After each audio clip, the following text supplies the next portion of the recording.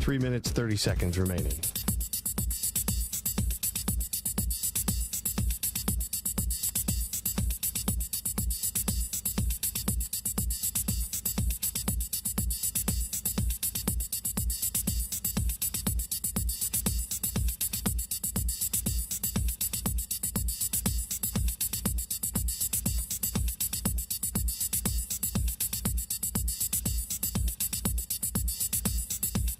Three minutes remaining.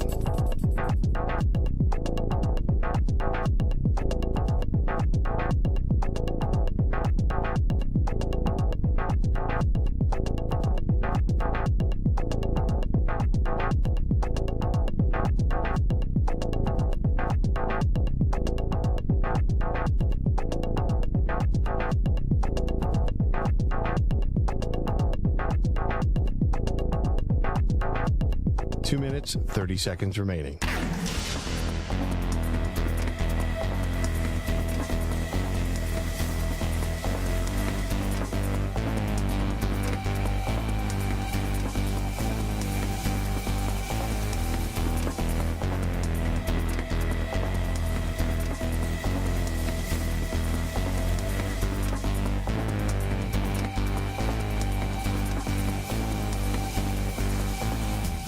Two minutes remaining.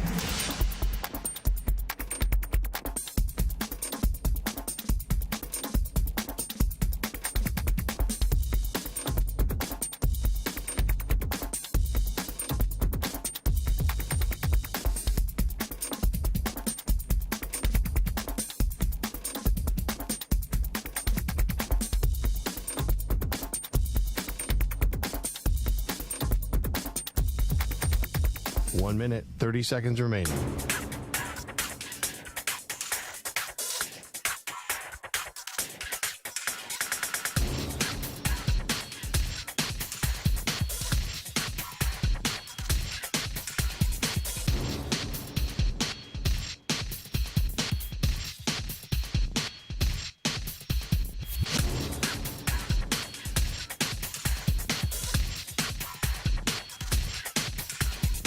One minute remaining.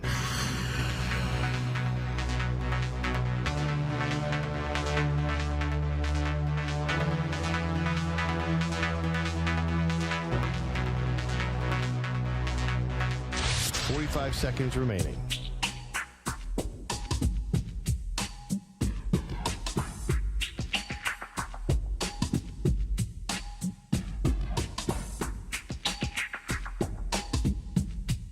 Thirty seconds remaining.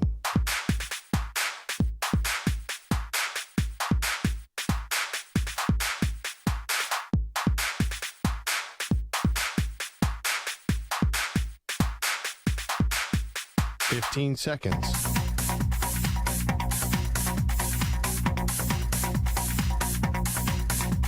Break ends in 5 seconds.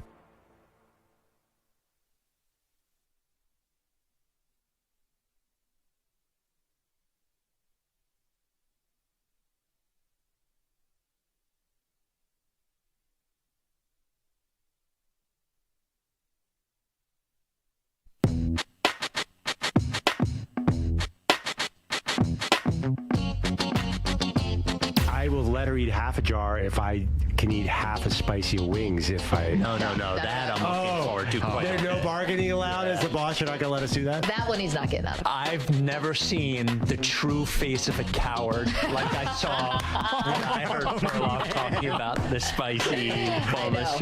True fear. You seem a little worried, Maggie. I'm hiding it. Is Deathly very afraid. scared, Yes. like a child who was told that there was a monster under the bed. That's how Boogeyman is here. Yeah. They are Maggie and Perloff on CBS Sports Radio. Hey, welcome into the show. Maggie Gray, Andrew Perloff. The Maggie and Perloff show across the country, CBS Sports Radio. We say a good afternoon to all of you, the Weedos, the purple drinkers, in our YouTube chat if you want to watch along. YouTube.com/CBS Sports Radio. Big day. We reveal 20 through 16 through 20, if you will, on our top 25 greatest athletes of the 2000s. So today we've got more controversy for you. Yesterday, people very upset that we put Shohei Ohtani on the list and left off his teammate Mike Trout. So what do we have for you in store today? We'll get to that in just a little bit. Andrew Perloff, how are you doing? I'm good. I am so fired up. We are in the heart of NBA hot stove, and this is the time when champions are built, Maggie. And I know this because I'm a Philadelphia 76ers fan, and I've seen the non-champions been built through the years. So whatever the Sixers do, it's the opposite.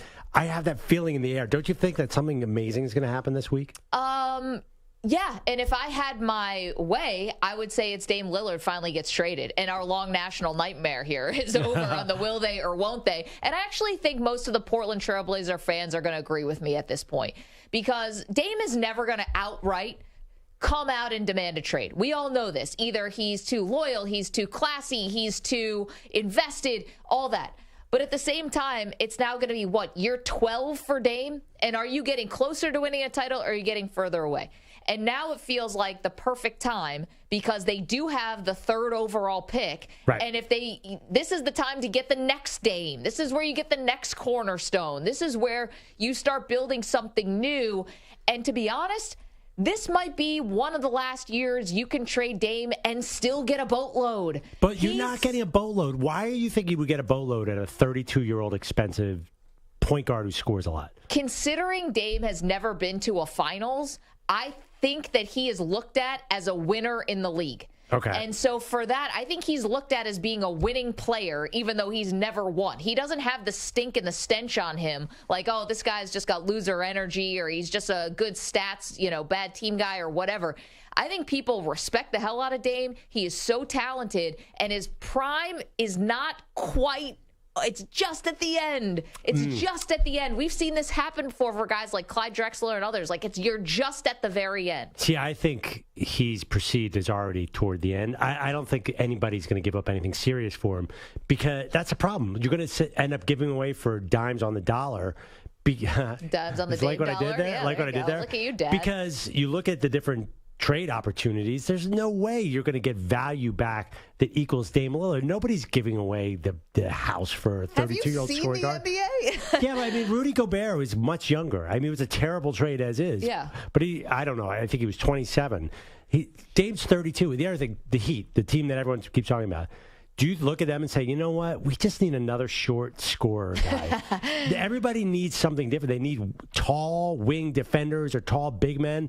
So I don't think there's any chance that they get the real value for Dame. So here's what I'm doing if I'm the Blazers. I'm making that number 3 pick, because you're also not getting real offers for that.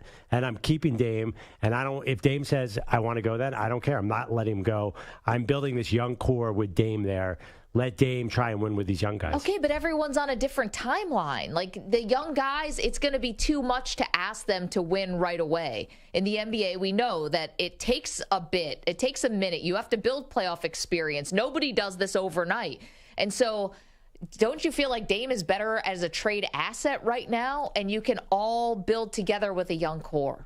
Yeah, no, well, then you have a bunch of young guys. And where is that going to go? You need some older guys to balance out. You can't have a bunch of 21-year-olds who are all going to hit free agency at the same time.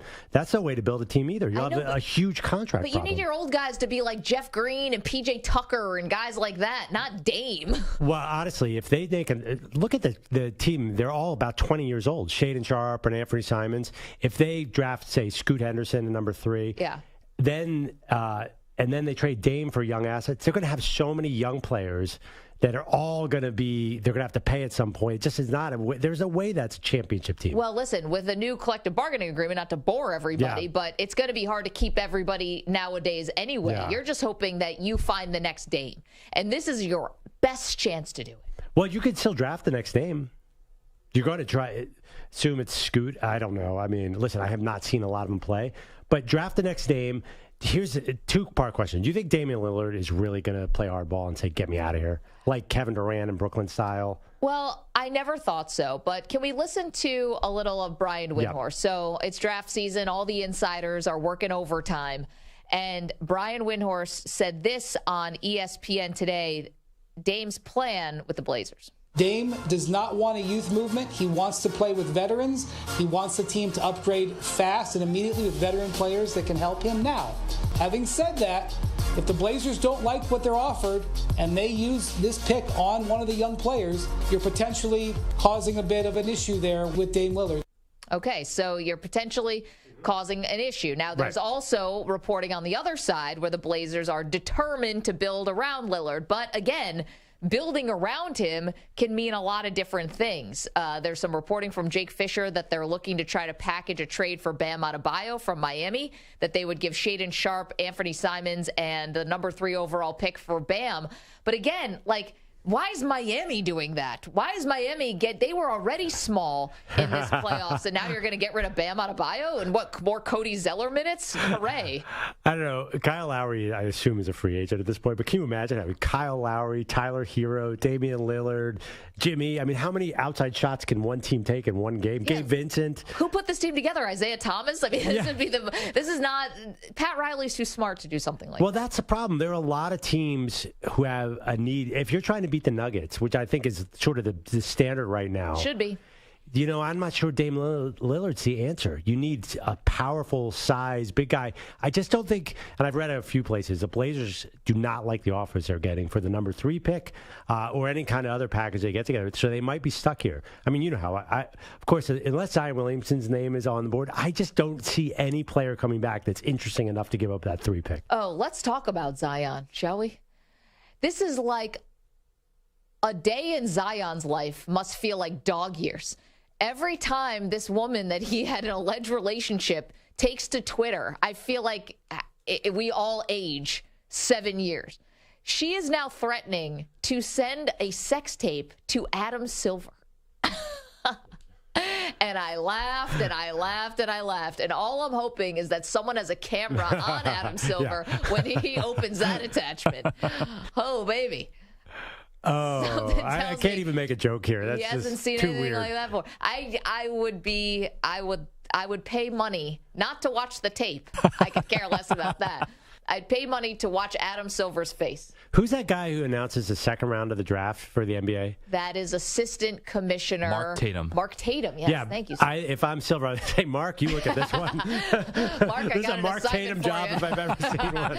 Are you kidding? I feel like it'd be either that way or he's like, everyone gather around. No, do I have something to show you? Well, what about this? You love sports conspiracy theories. Yeah. Sports conspiracy theories. Yes. Maybe the Blazers GM is in cahoots with Zion's ex-girlfriend saying, hey, I need you to get out there and lower the value of this dude so I don't have to give up number 3 pick. Now that would be something That'd be amazing. next That's level. Right up my Belichickian. alley. Very much so. 855-212-4CBS, 855-212-4227. I mean, the question is simple. Is this finally time here for the Blazers? Do they build around Dame? Or is it time to finally sell it off? I want to go off and rebuild. When I say sell off, and trade Dame away. Give up on Dame. Let's go to the phones. 855-212-4CBS. Want to get you involved. We know we're on in Portland. This is Dame country. Dylan is in Portland, has a thought on this. Hey, Dylan, how are you? Good. How are you guys? We're doing great. Good. Hey, I appreciate your guys' perspective because it's usually just the national media doesn't really have the same perspective I think we have here in Portland. I think, I mean, just it being a small market team and Dame being the guy he's been for this community. I mean, I remember being at the George Floyd protests, and he was leading some of the biggest marches in America. And I've met him a few times, and the guy he's different, and he's wired different, and he loves the city, and he's done so much for this city that, I mean, if we don't win a championship with him, I'd still be happy if he retires a Blazer. He's different. It's bigger than basketball when it comes to Dame in this city. And I think that's something that a lot of people in the national media don't necessarily recognize. You know, Dylan, it's a great point, and it's easy for us to discount it, and thank you so much. But Dame is a figure and a big figure in the community, and I think you applaud Dame for being loyal. Now, listen, they have paid him very handsomely, so it works both ways. But he's been incredibly loyal. It's something we very rarely see these days in sports, and he has put the team over himself in a lot of ways. Here's my question for Dame, though, and this has nothing to do with him. This has everything to do with the era he's playing in. And the era he's playing in is a ring culture era. Mm-hmm. And it's an era where there could be a danger that people don't remember how great you were unless you've won a ring. You're saying rings are more important now than they were 40 years ago? No, I just think the Michael Jordan rings, I think that ring culture is very much a thing where definitely 40 years ago, but... You're saying players are defined by their championships, and when you look at their resumes, I think the league has done this, by the way. Yeah. Like they're partially responsible for this. It's funny because you have that list of 90s players who didn't win a ring but were spectacular, who got thwarted by Michael Jordan, Right. Charles Barkley, Karl Malone, Patrick Ewing. So I understand what you're saying. Yeah, I mean, Damian Lillard, I don't think he's not so great, though. He's not Charles Barkley, where he wasn't an MVP. He wasn't an MVP, so he's the next tier below. But question, do you really credit guys who sort of chase and get in their late 30s? Like Gary Payton got a ring with Miami. Yeah. I don't think that people remember that. I don't think Damian wants that kind of ring. Well, I think he would probably be a bigger role. Yeah, I mean, he's Quite 32. frankly, I mean, I don't think that he's not out to pasture yet. You know, Yeah. I think Dame still has a lot of good years. Obviously, just health is the biggest thing. I mean, he hasn't signed with the Knicks yet, is what you mean.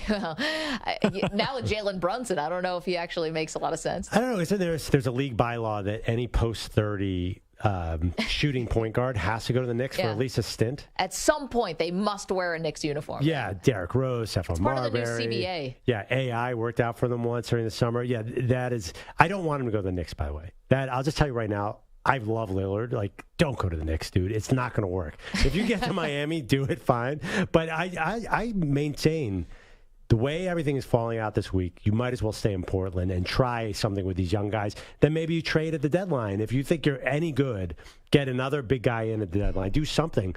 Because you can't just trade him just to get rid of him just because he wants to. You need something real value in return. Yeah, I mean, I think this is where they're lucky, where they have the third pick in what is perceived to be a 3-person draft. Yeah. So that's a better place than you've been in. It's, you know, this is an asset that you have. We know Simons must clearly be available, or else his name wouldn't be mentioned all the time like this. I don't know about Shaedon Sharp. I thought they like Sharp and they want to keep Sharp, but who knows? 855-212-4CBS, 855-212-4227. All right, your thoughts on Dame Lillard. Coming up, we get back to our great sports debates series, the top 25 athletes of the 2000s. Today, we reveal 16 through 20. And then later on in the next hour, special guest is going to join us. Do I reveal who the guest is? Because if I say the guest, then I have to explain why we're having the guest on. What do you think? Should I hold off on explaining who Maybe the we guest should talk about this in the break, not on air. You know, we could have a long discussion about it. You want to do a production meeting on the air? Yeah. All right, 855-212-4CBS. We'll get that ironed out behind the scenes. It is Maggie and Perloff. Glad to have you on this Tuesday. We're across the country on CBS Sports Radio. If you want to listen to us, the Odyssey app is just crystal clear. I find this myself. If I'm going through a residential area, a rural area, and the signal's going in and out, all you got to do is download the app, and then it is just clear. We're on Sirius XM channel 158, and, of course, youtube.com/CBS Sports Radio. Come on in. Say hello to the Weedos. You're in a 5-minute break.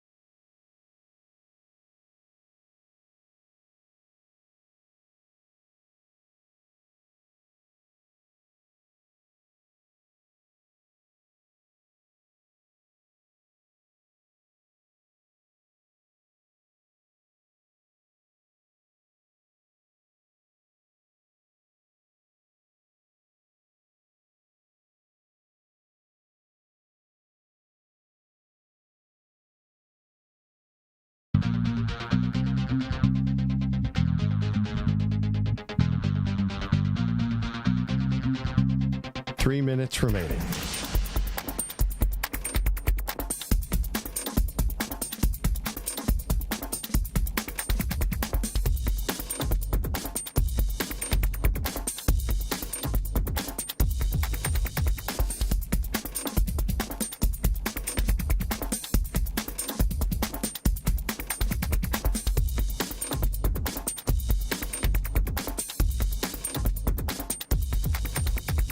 Two minutes, 30 seconds remaining.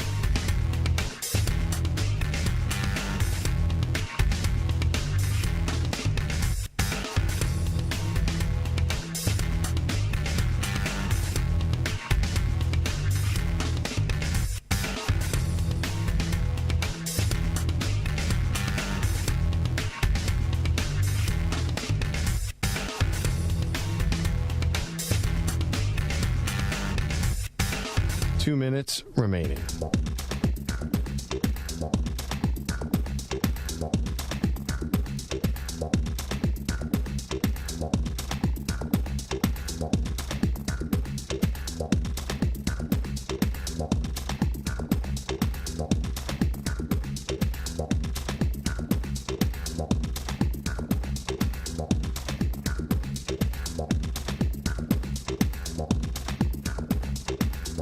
One minute, 30 seconds remaining.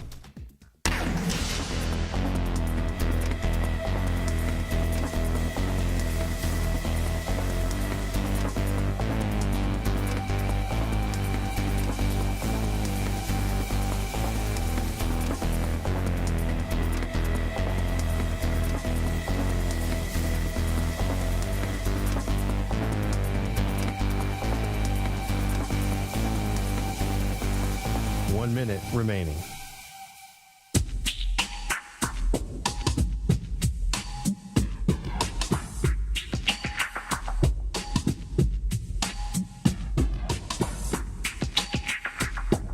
Forty-five seconds remaining.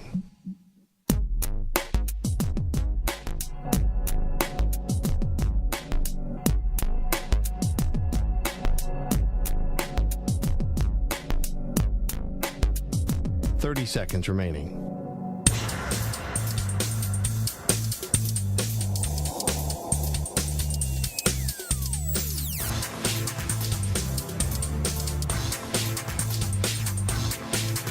Fifteen seconds.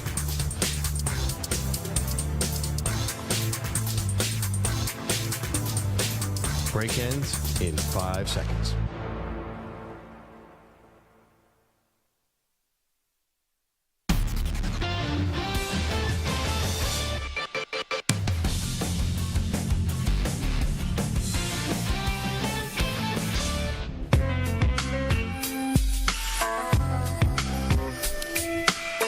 Welcome back to Maggie and Perloff. Oh, it is time again. Yesterday, we started doing our great sports debate, and the first great sports debate of the summer is the top 25 athletes since 2000. So, as Bob Costas kept reminding us yesterday, the 21st century, which sounds better, by the way. I like the 2000s, but, you know, listen, far be it for me to go against Costas. Well, here's the problem, though. I actually noticed this. When you say the 2000s, you might mean 2000 to 2010. Is that the 2000s? Or, well, think about it for a second. Think about it. So, but I think since 2000 is what we're doing. Since 2000, yes. And I got to be honest, Maggie, the feedback was mixed yesterday. No, everybody enjoyed the list, but people were mad because we put Shohei over Mike Trout. So Mike Trout's off the list. Fortunately for everybody, I think we nailed it this time, 20 through 16. I mean, we kind of perfect here, right, Maggie? I feel good about this one. Let's go.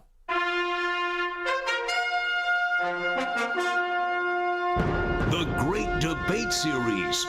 25 greatest athletes since 2000. I love it. I love how this turns into like Club 2000. Here we go. Okay, without further ado, we continue to count down. Andrew Perloff, who is number 20? Oh, wait, should we recap 25 through 21? Do you have it in front of you? I absolutely do.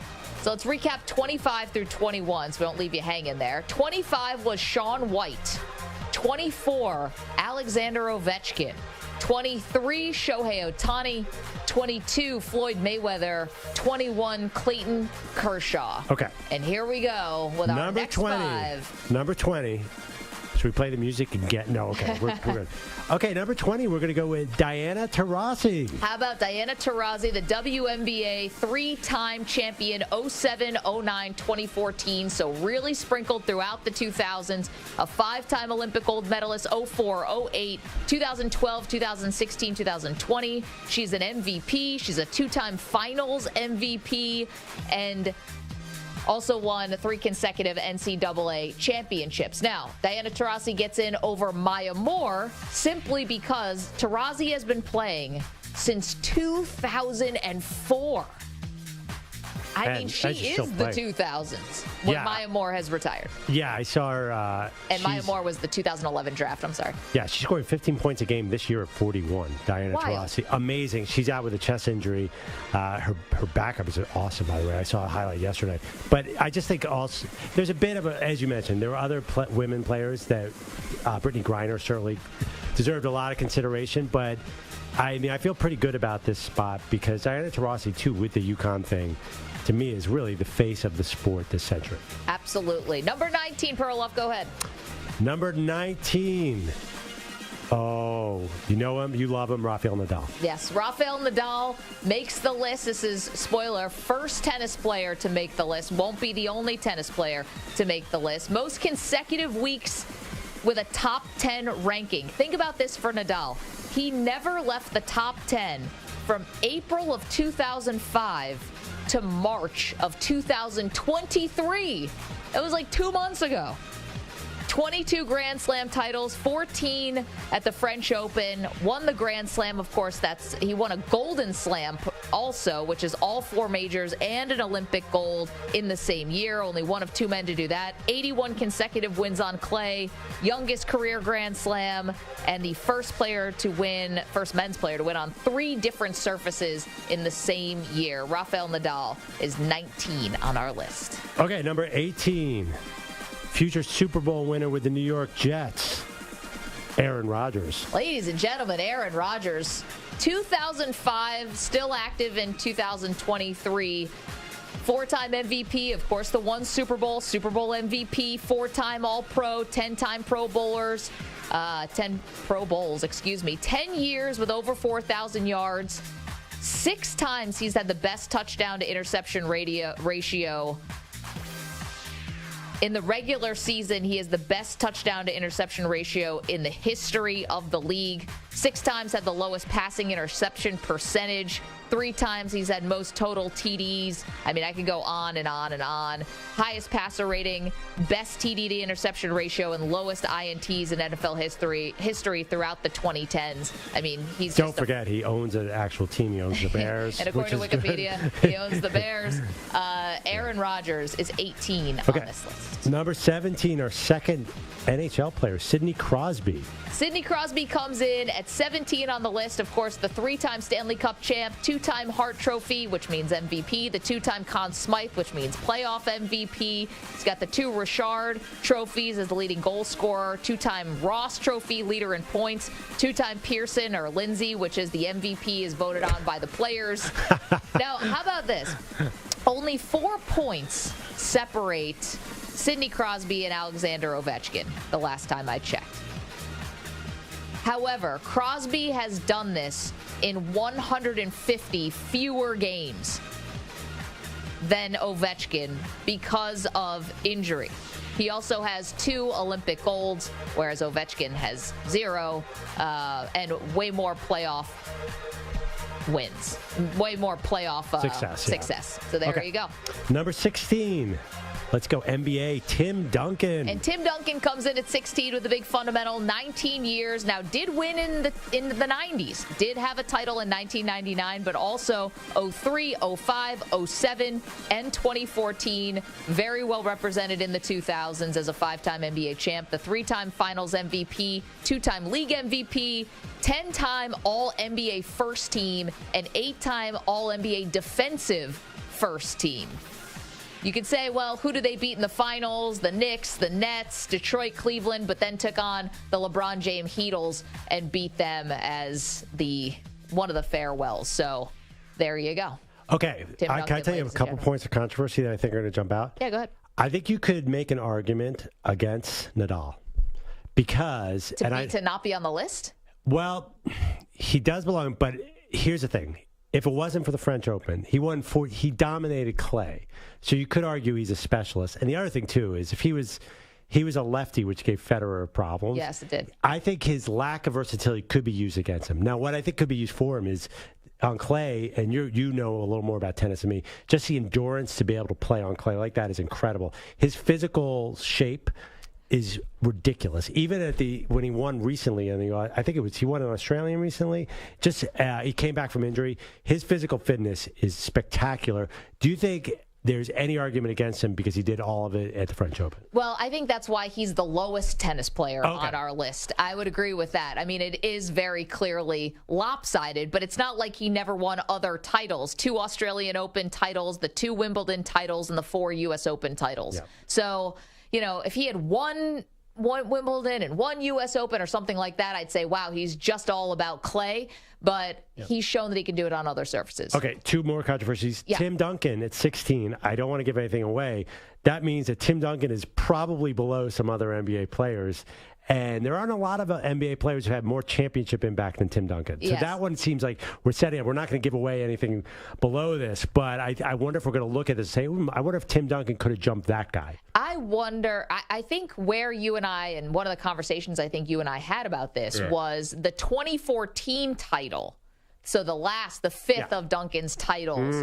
That was the Kawhi MVP title. Right. So while he's still having success throughout later years of the 2000s and closer to where we are today, that had kind of ceased to be him as the focal point by the time he got to 2014. I do remember in that finals, he stepped up and look at old man Duncan with some key points there. Yes. So you're right. He was definitely a different player by then. That's a great point. And one was in 99, which was a strike shortened year. But then, and then my last point of controversy. Well, hold on. Before you move on to your last point of controversy, I'm cool with Duncan being 16 on this list as long as Shaq is higher than him. If Shaq is higher than him on this list, I'm cool with it. But if Duncan is higher than Shaq in the 2000s, we've got a bone to pick. Well, why? Well, Shaq had 4 titles. Yeah. Shaq was the most dominant. No. Yeah, okay. He was the most dominant player that I've ever witnessed on the basketball court. Now, he obviously how far into the 2000s are we getting? He played it until 2010, 2011. He won 4 titles in the 2000s. But Shaq played until then, but some of those last years was really bouncing around Shaq, out of shape Shaq. Sure, but he averaged 30 points a game in 2000, 28, 27, 27. Shaq was still dominant. He wasn't as dominant in the 2000s as he was in the 90s, but he was dominant enough that if I were to take Shaq in the 2000s with those Lakers, and even with the Heat for a couple years, versus Duncan, I would still have to take Shaq. But the last title he won was 2005. That's not that far into the 2000s. So this is tough when you have somebody who was drafted in 92, 93? 93, yeah. So... yeah, is he more of a 90s guy or is he more of a 2000s guy? He led the league in scoring twice in his career, and both were in the 90s. Well, the second one was 99-2000, so that kind of counts. Well, okay, but now we're talking about the 21st century. Can we count that, Mike? Let's be honest, because you got those 2 months in the fall. I don't think we can give him that one. Is that the spirit of the rule here? So that's a controversy. Okay, so you can obviously see, do we just reveal? I think what everyone can kind of glean here from how we're talking about it, Shaquille O'Neal did not make this list. There was something about... Interesting. I haven't seen ahead of 16, so I'm not sure if he was ahead of Duncan. Yeah. No, we talked yesterday about the pro reference bolds, how a bold means that you led the league in some category. Right. Shaq is just littered, even in the 2000s, littered with bolds, field goal percentage, points. He led the league in scoring. He won the titles. In the 2000s, he didn't lead in any of these. I'm looking, it's all shooting percentage. Like I said, 99, 2000. There's 2 months in 99. The rest was in 2000. Okay, well, shooting percentage also, when you're 6 inches from the basket, I hope your shooting percentage is high. What was Tim Duncan's game? He was 9 inches from the basket. Right. Tim But Tim Duncan Duncan was shockingly more has in zero bolds in his career. Zero. I know, Not but one. Tim Duncan is more in the 2000s. You realize this. Tim Duncan won a title in 99, but that was one. The other 4 were all won in the 2000s. They both have 4 in the 2000s. And Shaq has more bolds because Duncan has 0 in his career. I'm just saying, I can understand Duncan, but like Shaq to me was the more dominant guy even in the 2000s. How many MVPs did he win in the 2000s, Shaq?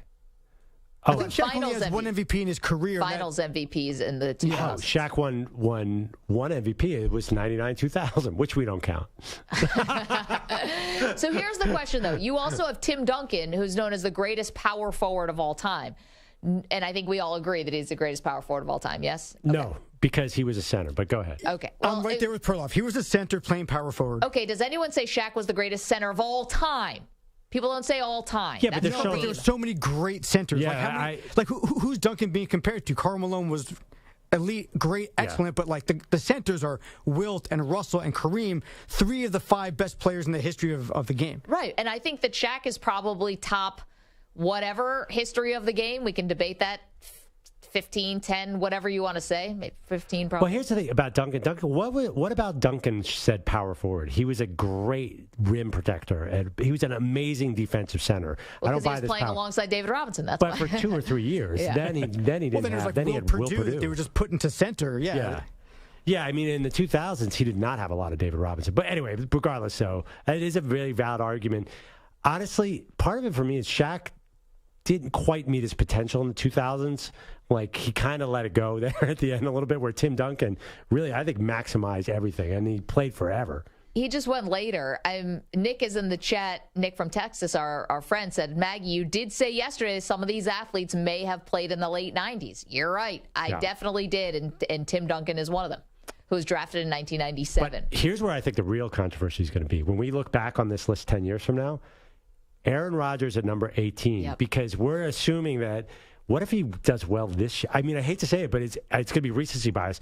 If he does something with his second team, I mean, is there a chance that he's going to move up this list the rest of his career? Well, much like LeBron James winning a title for Cleveland, I know that's because he was like a hometown guy. Yeah. But if Rodgers wins a Super Bowl for the New York freaking Jets, that's like 1.5 Super Bowls. Yeah, or even has some playoff success. Say he even gets to a conference title game. I think that's a huge addition to his resume, because Montana, remember, got to the playoffs with the Chiefs, won a playoff game. Everyone's like, ooh, Joe Montana, that helped him legacy-wise. So I don't even think he has to win it all. I think he has a chance to move up here if he plays well. So I guess the question is, and maybe Samter, this is good for a poll question for today. Aaron Rodgers comes in at 18 on the top 25 athletes of the 21st century since the year 2000. Is he more likely to move up or down on this list? Because he could play for another 5 years? Does he move up? We can't tell you who's Wait. now. 5 years feels extreme. Okay, whatever. 3 years. Yeah. It's football. These guys never end. I know, but he's been threatening. days. Like, what is the ratio of how many times you threaten to retire, or how long you can last? I mean, that's a long. If he plays 5 years, then he's moving up. Okay, so is the real controversy from 20 to 16 the fact that Aaron Rodgers, is he going to move up or down? Is the real controversy we put Tim Duncan on and we left out Shaq? Because Perloff, how long did you and I spend on Shaq? Half an hour? We definitely, we talked about had Shaq a problem with Shaq because forever. we're both. I'm a Shaq fan. I love Shaq. Yeah, I think I might be a bigger Shaq fan. I love Shaq because I think he should have won MVP every single year he was playing. They had to design entire defenses. Hack-a-Shaq became a thing just because of him. So to me, I know that existed. Yeah. But nobody knew how to stop him.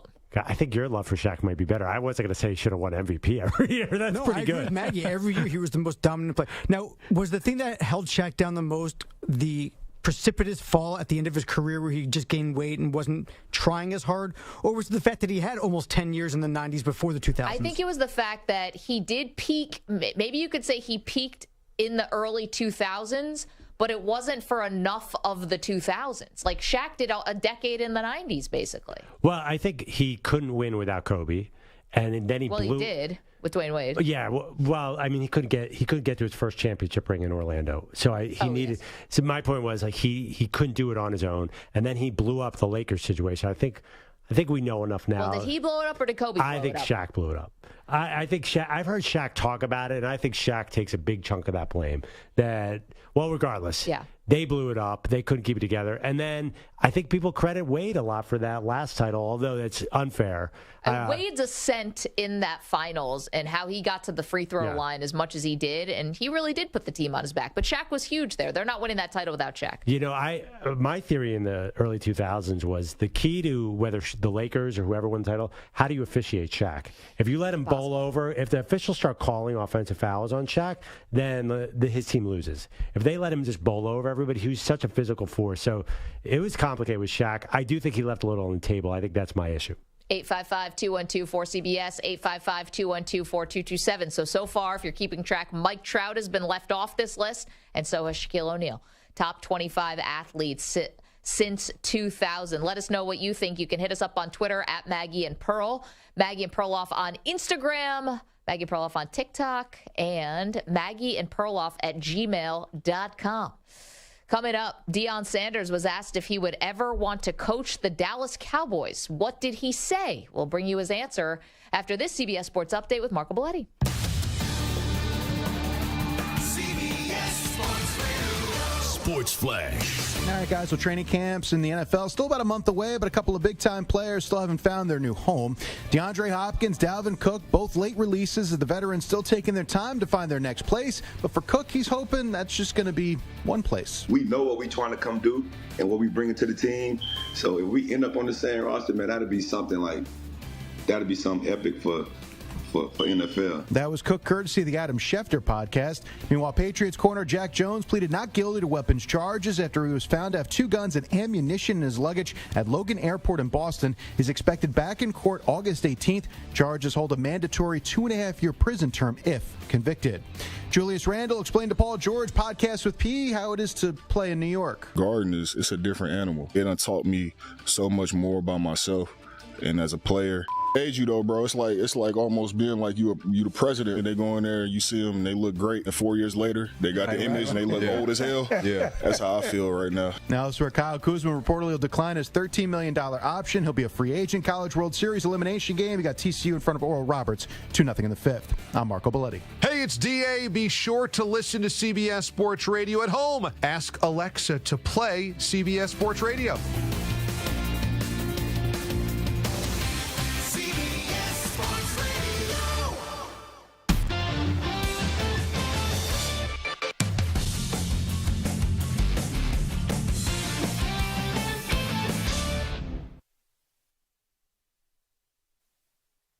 You're in a 5-minute break.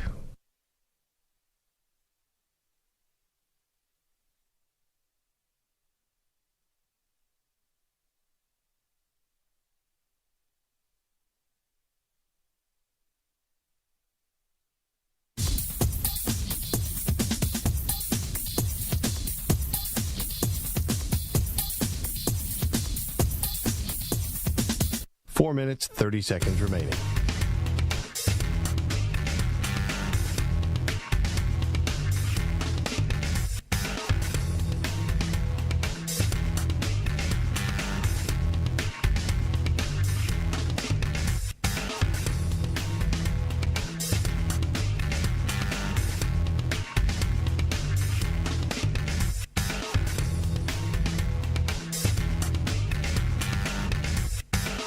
Four minutes remaining.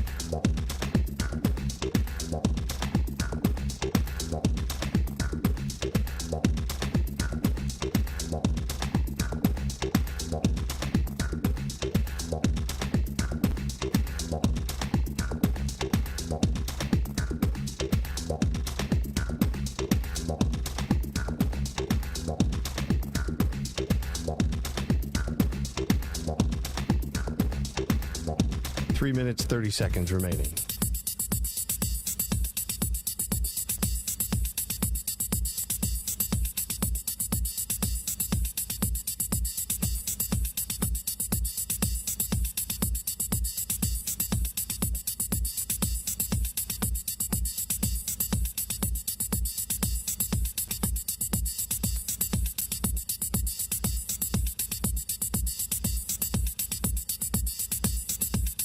3 minutes remaining.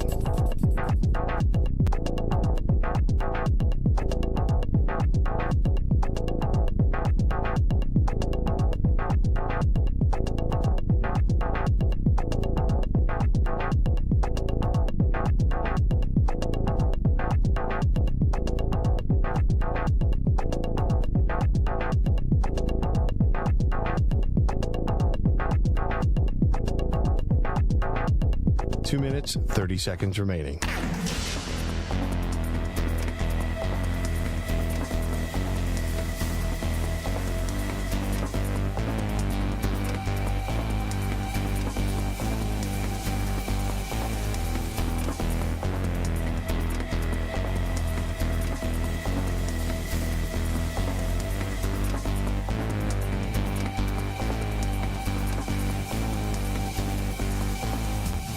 Two minutes remaining.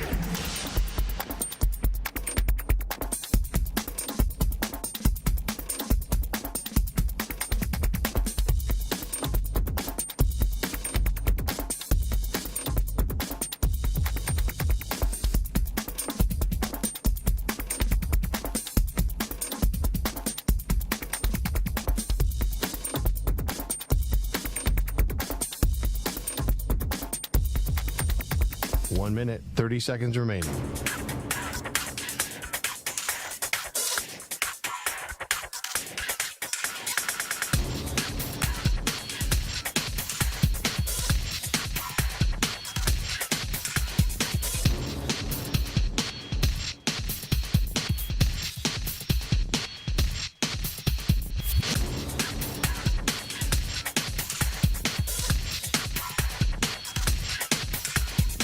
One minute remaining.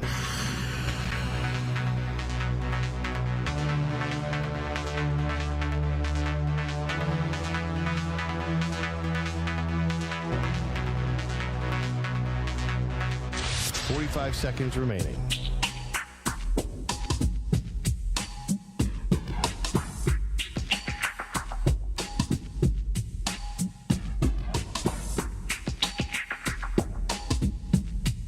Thirty seconds remaining.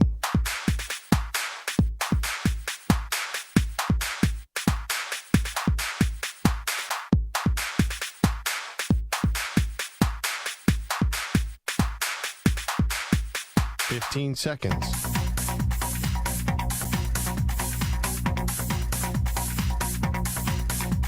Break ends in 5 seconds.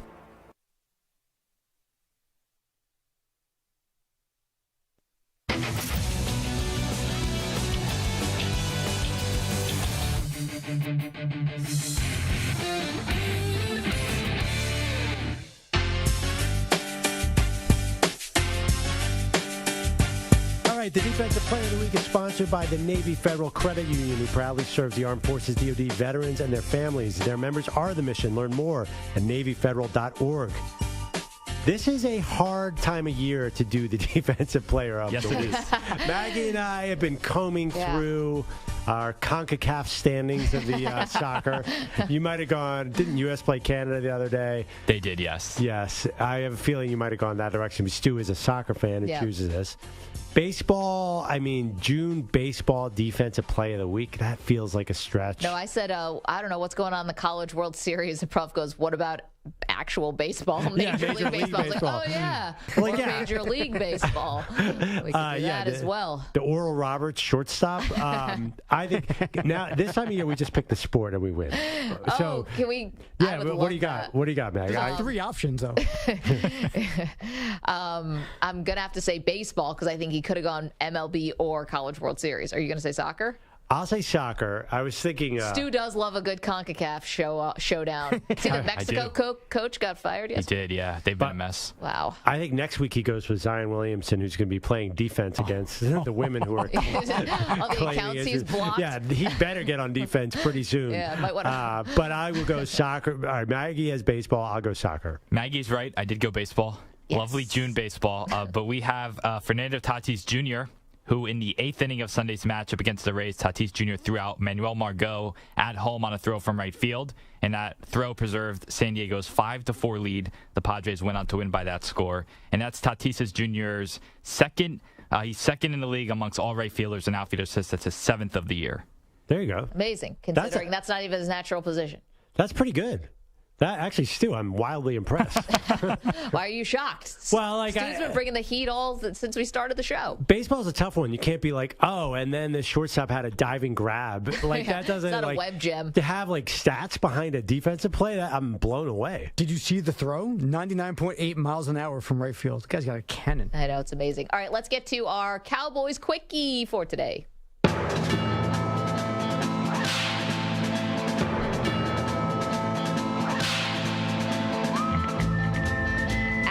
Cowboys news? I'm sorry, we don't have any. Interesting Cowboys news, well, that we've got for you. Former Cowboy Deion Sanders, you may have heard of him. It's been in the news a little bit for a variety of reasons, but he sat down with Sports Illustrated's Bree Amaranthus for the Jerry Fish Report and was asked, would he ever coach the Cowboys? I don't have any desire or ambition to coach in the NFL.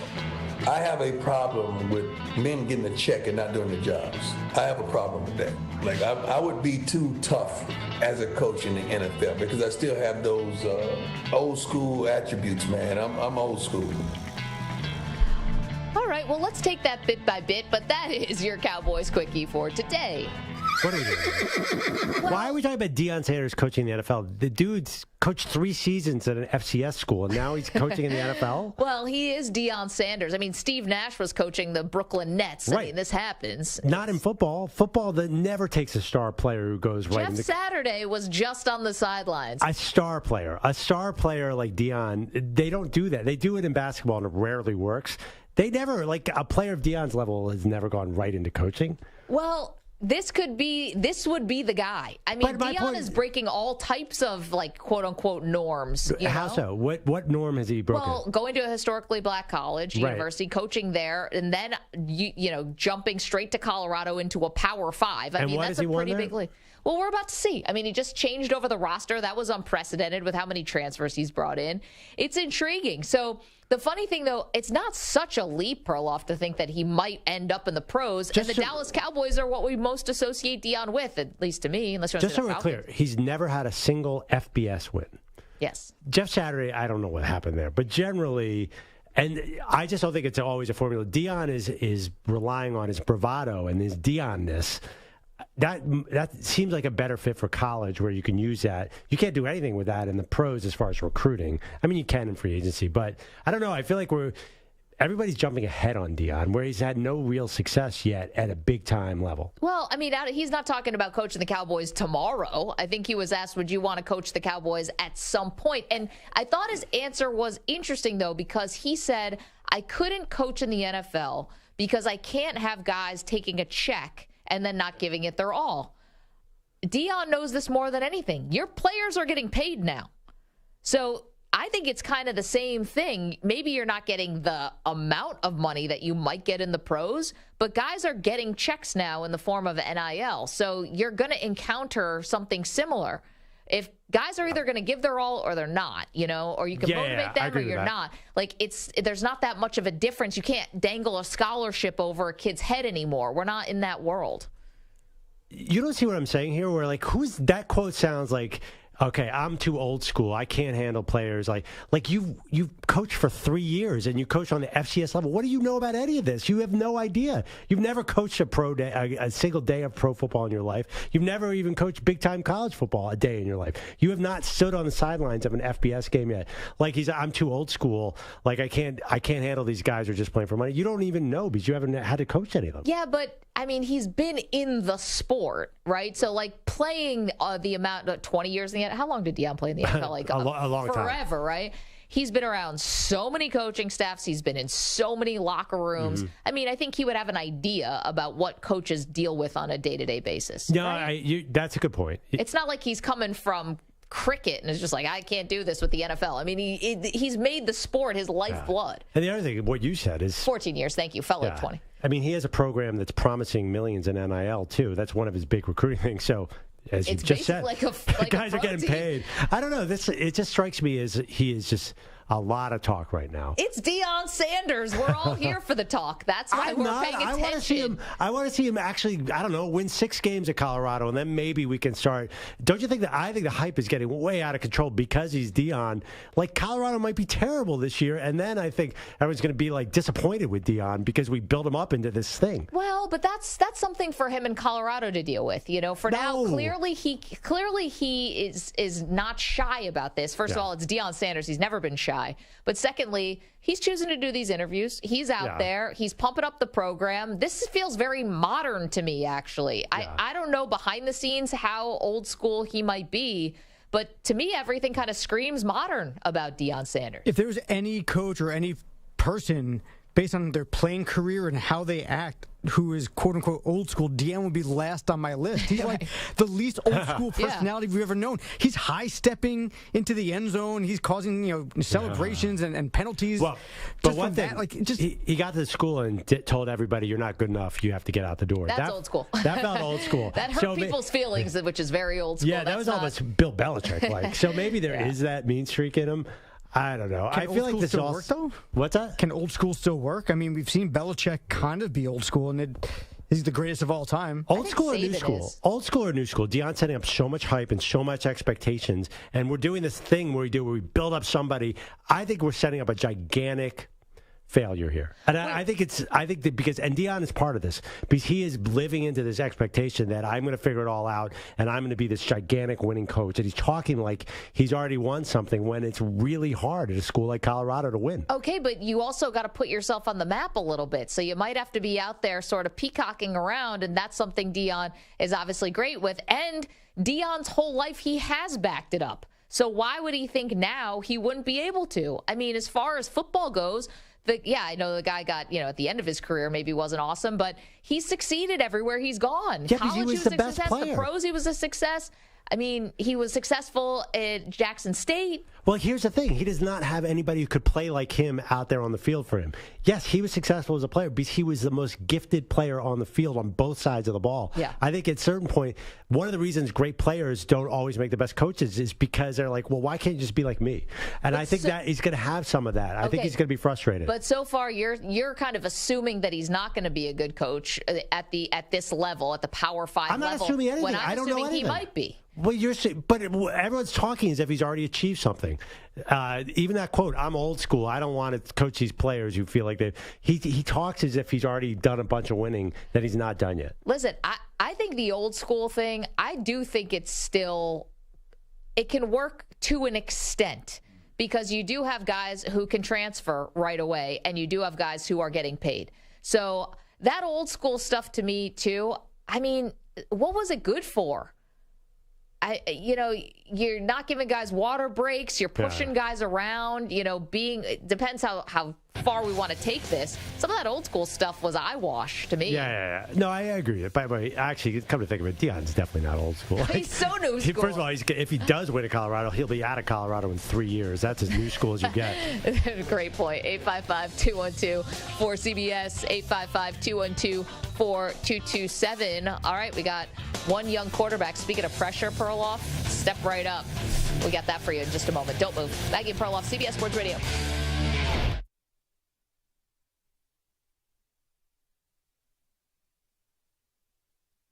You're in a 5-minute break.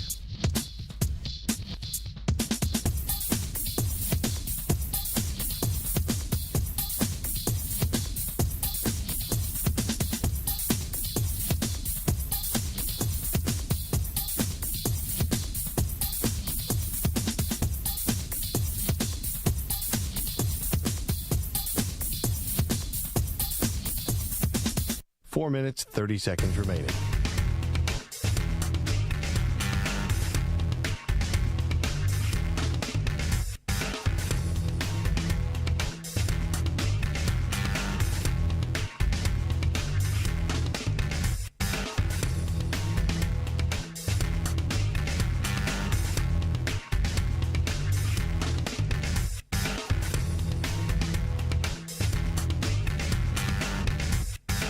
Four minutes remaining.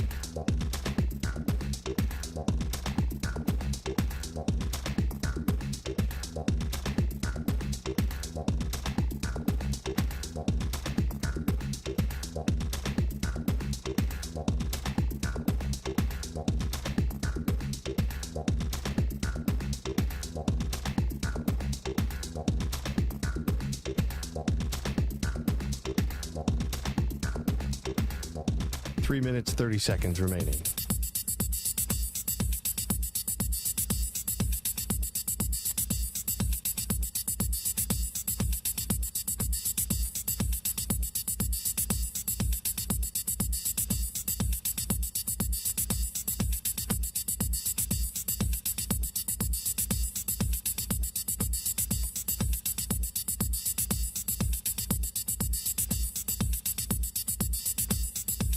Three minutes remaining.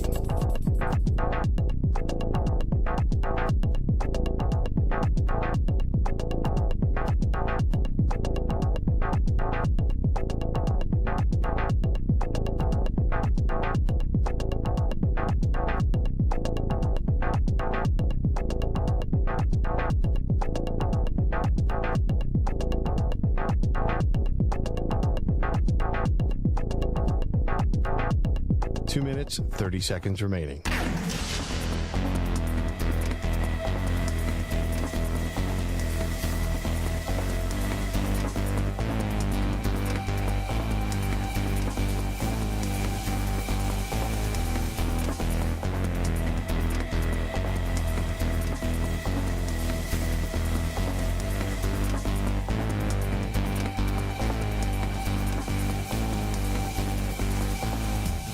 Two minutes remaining.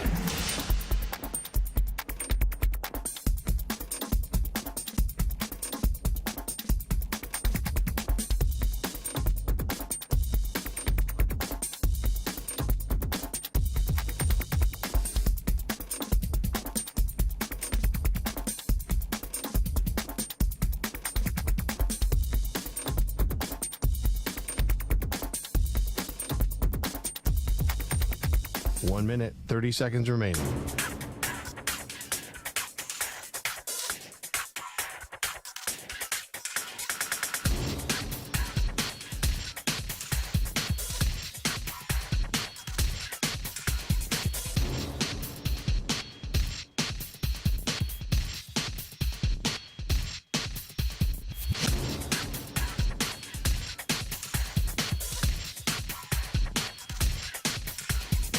One minute remaining.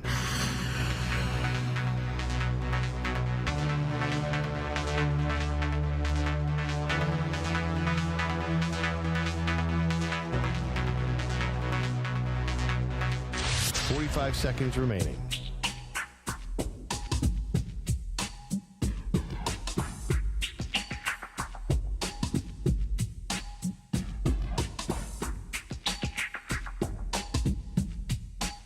Seconds remaining.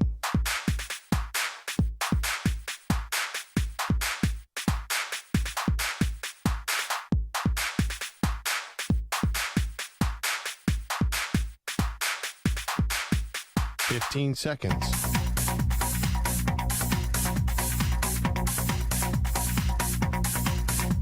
Break ends in 5 seconds.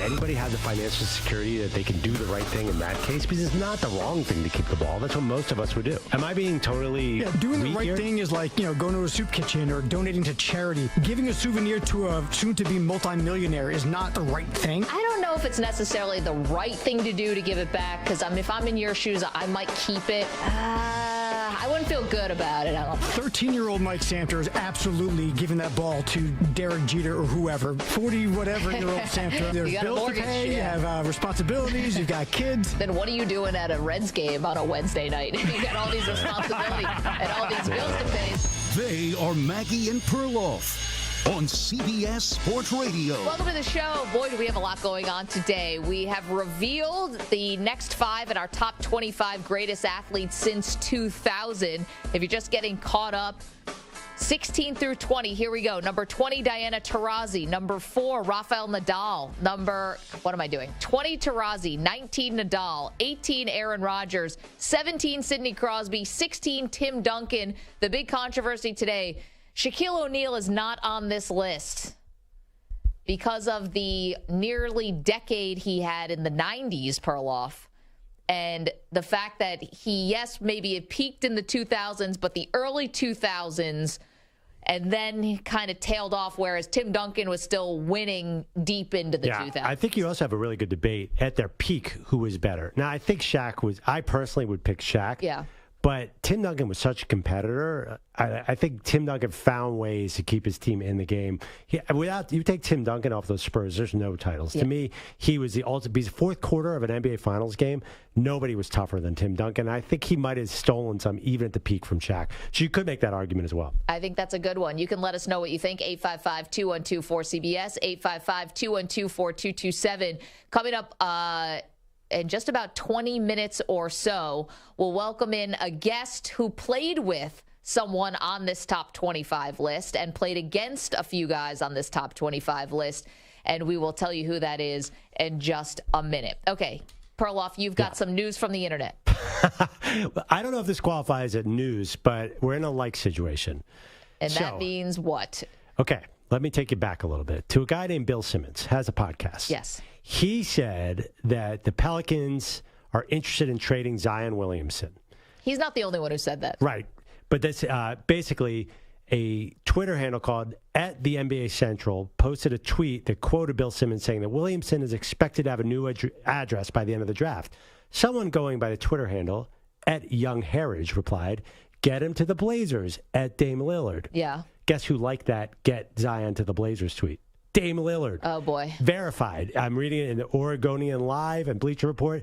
Dame Lillard liked a tweet saying that the Blazers should trade the number 3 pick for Zion Williamson. And if you think that we're being over the top on this, that's essentially A1 of the New York Times. I mean, that's in this day and age, that's what athletes do now to send a message. He might as well have gotten on TV with a poster saying trade for Zion. Yes, Is that what you're saying? Yes, it's not subtle. It might seem subtle, but it's not subtle. But don't you accidentally like tweets once in a while where you're going through tweets and you might just like absentmindedly like it? No, that's what every man says when he accidentally likes like a woman with a it's a Doc Rivers big situation butt or something. Yeah, I just no. That's an excuse you make up.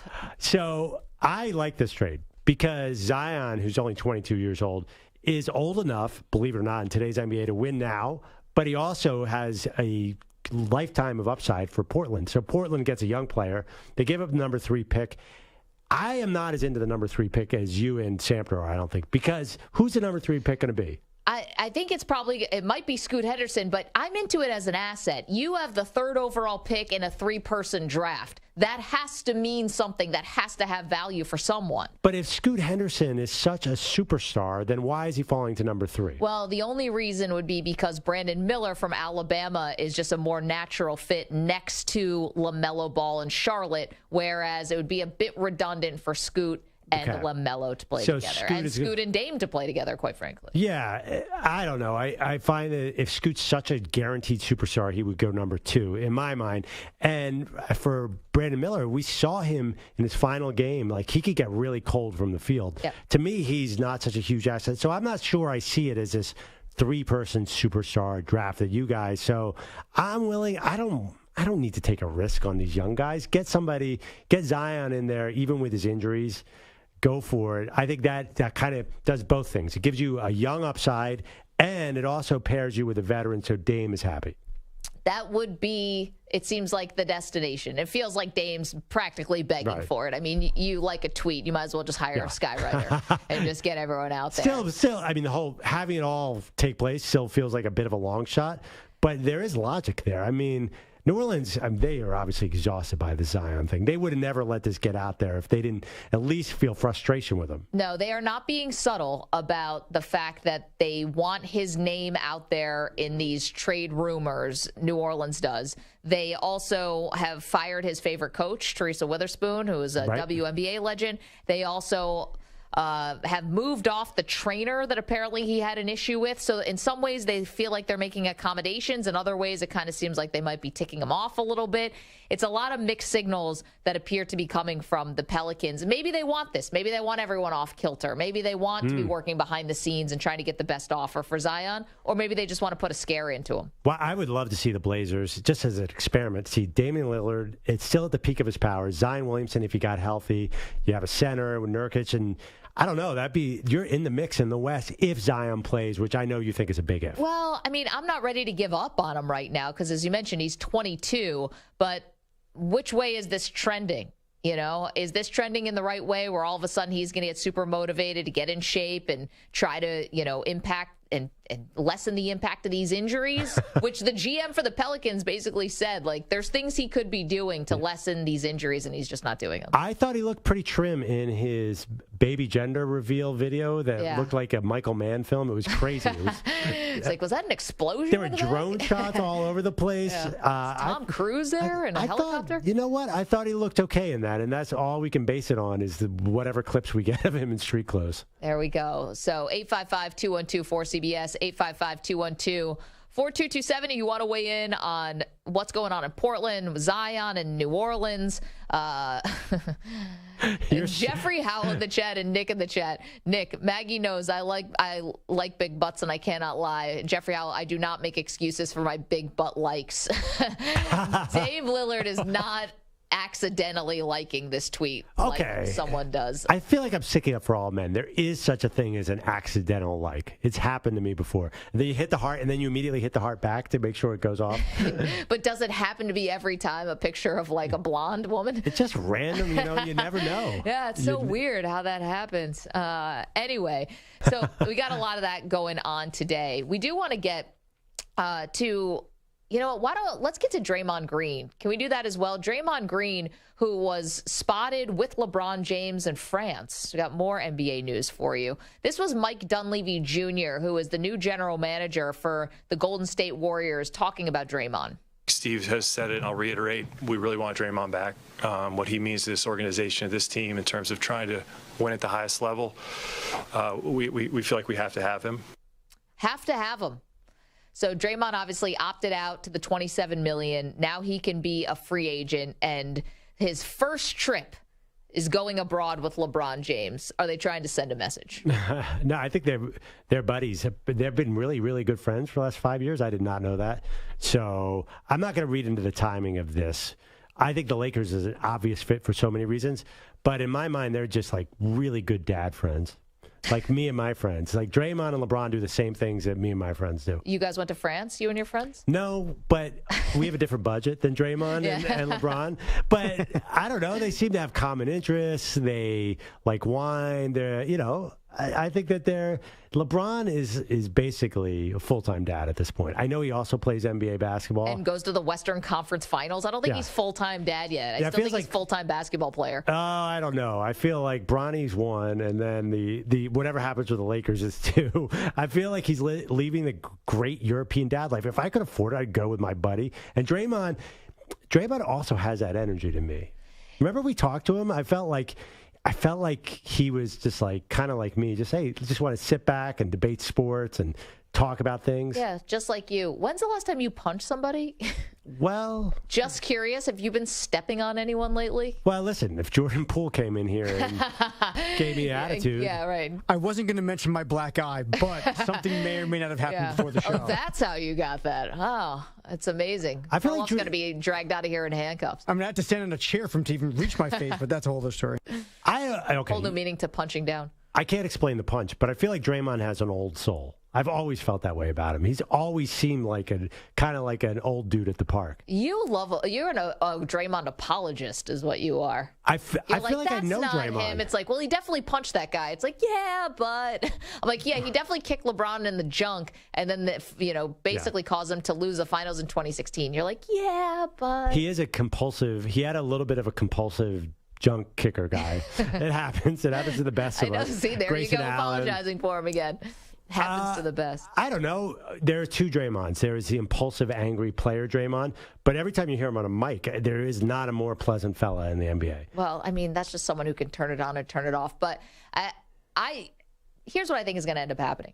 I actually think that Draymond is going to go back to the Warriors, and I think that eventually Klay is actually going to be the first one to leave. Because while Klay's skill set, Game 6 Klay, we can still get a good Klay game here and there. I think what they value in Draymond is something that is tangibles and also the intangibles. They think Draymond makes them tougher.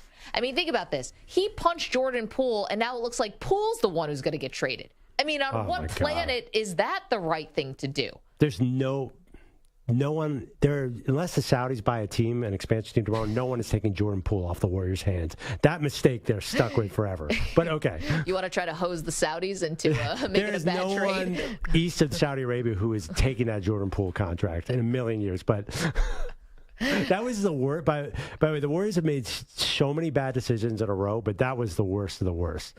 855-212-4CBS. It's a terrible contract, but it's not any worse than Bradley Beal's. 855-212-4227. Now, we had a conversation earlier about Deion Sanders. He was asked if he would ever be interested in coaching the Dallas Cowboys.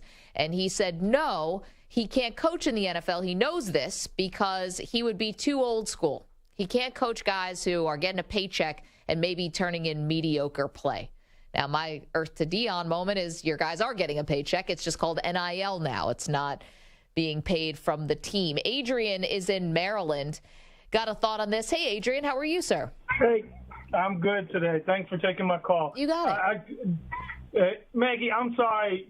The way you sounded, you were cool with Deion, and he could do the job in the NFL. You might have ate too much jelly last week. Well, that's true. That's definitely true. He like Perloff said, he hasn't won anything yet. I went to an all-black school, and he still hasn't won that championship in the black college championship. And then when he goes to Colorado, let's see what he's going to do. You got to remember, you have Nick Saban that went to the pros. He couldn't coach the pros, came back. You had guy from Jaguars, Urban Meyer. Crossing the brook. Urban Meyer. You can add Steve Spurrier. Sure. Yeah. It's not easy, and everybody's making it sound like, Deion can just turn it off and on and get these guys to go. And don't forget, Deion, you were one of those guys that didn't tackle, so you're not that old school. As far as you guys list, Mike Trout's not on it, but Otani's on it. Yep. Otani's only been there for 4 years? Yep. Is that what it is? Otani made the list for being transcendent. Mike Trout got knocked because of no postseason success. Okay, how about one more name? Can I throw hope? Yes. I don't know if he's on there. If you got Aaron Rodgers on there, hope Ben Roethlisberger is on there. To be determined, Adrian. Thank you so much for the phone call. Right now we have revealed 25 through 16. So would you like me to go through? I think you should read them all. I'm like, I think we've covered the controversial names, and then every day someone's calling with a new controversial name. So yesterday we did 25 through 21. That was Shaun White, Alexander Ovechkin. 23 was Otani, 22 Mayweather, 21 Clayton Kershaw. Earlier today we revealed the next 5. Number 20 was Diana Taurasi. Number 19 is Rafael Nadal. Number 18 is Aaron Rodgers. Number 17 is Sidney Crosby. And number 16 is Tim Duncan. Shaquille O'Neal is not on this list of top 25 athletes since 2000. And the reason we did that is because while Shaq may have had his peak in the early 2000s, he didn't have as much sustained success in the 2000s as Duncan. Of course, Shaq was a force in the 90s as well. Yeah, it's tough because we both love Shaq. Yes. Actually, it's not personal. When we make this list, we did really look at the years. That was a big part of this. We talked about Shaq for 30 minutes. I mean, I'm not even lying. It was a big debate. Yeah, and Shaq's numbers are definitely better in the 90s. There's just no way around that. Actually, Shaq made the original list, and then we revised the list. Yes. Yeah. That's the thing. We had 65 names we wanted to put on Yes, we did. But ultimately, Shaq is on the outside looking in. 855-212-4CBS. Our other question for you today, Aaron Rodgers comes in at 18. Is he more likely to move up on this list or move down on this list as he continues his career now with the New York Jets? How's the poll going? Well, I'm just going to tell you as a Jets fan, considering he's going to win 2 Super Bowls in the next 2 years and 2 more MVPs, he will move up on the list. All right. The poll, though, that we posted actually was more about Shaq and Duncan. Okay. Shaq was not in our top 25. Who had the better career in the 2000s, Shaq or Duncan? It's very close. 51.1% Shaq, 48.9% Duncan. Okay. A related question.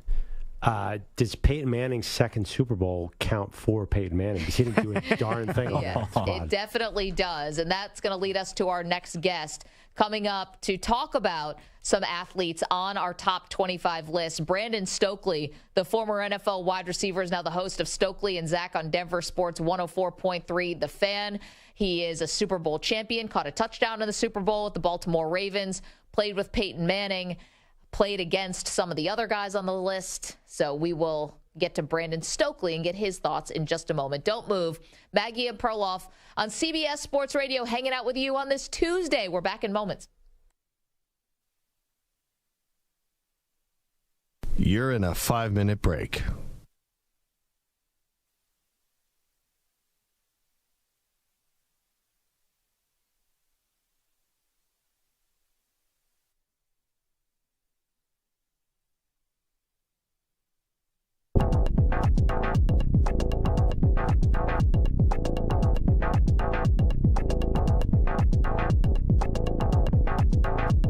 Four minutes, 30 seconds remaining.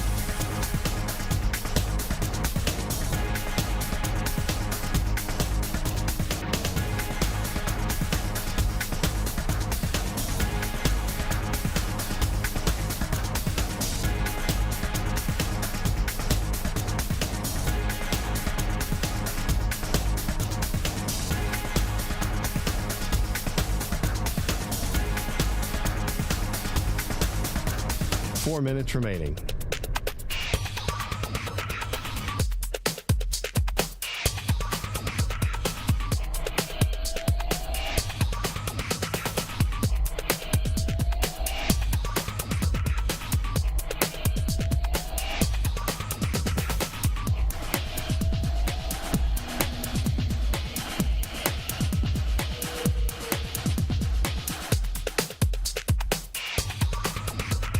Three minutes, 30 seconds remaining.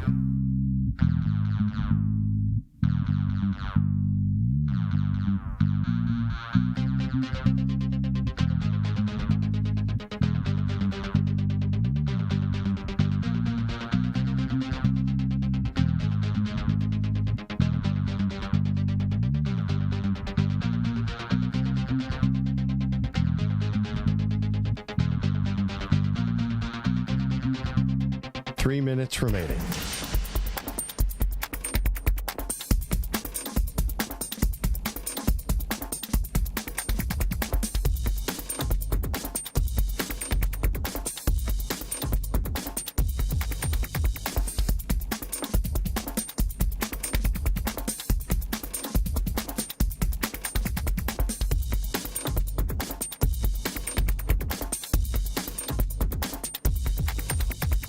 Two minutes, 30 seconds remaining.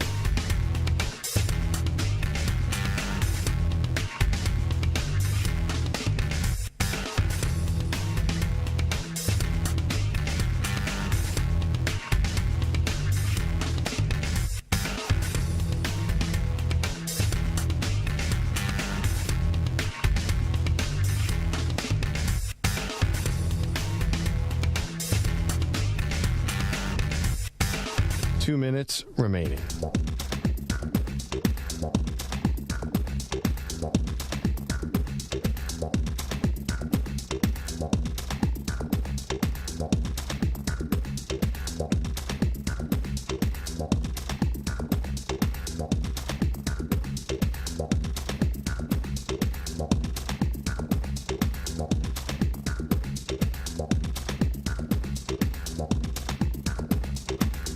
One minute, 30 seconds remaining.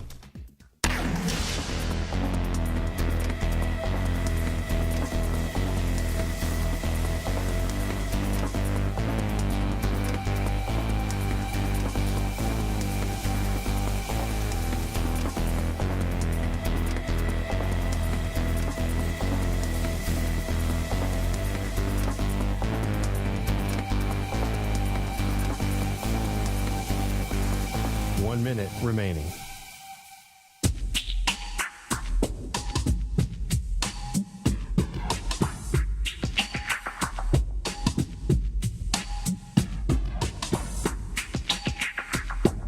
45 seconds remaining.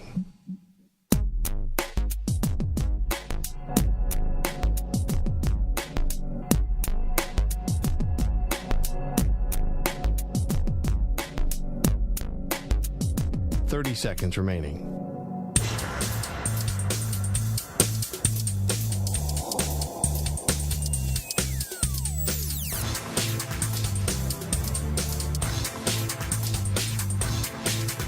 15 seconds.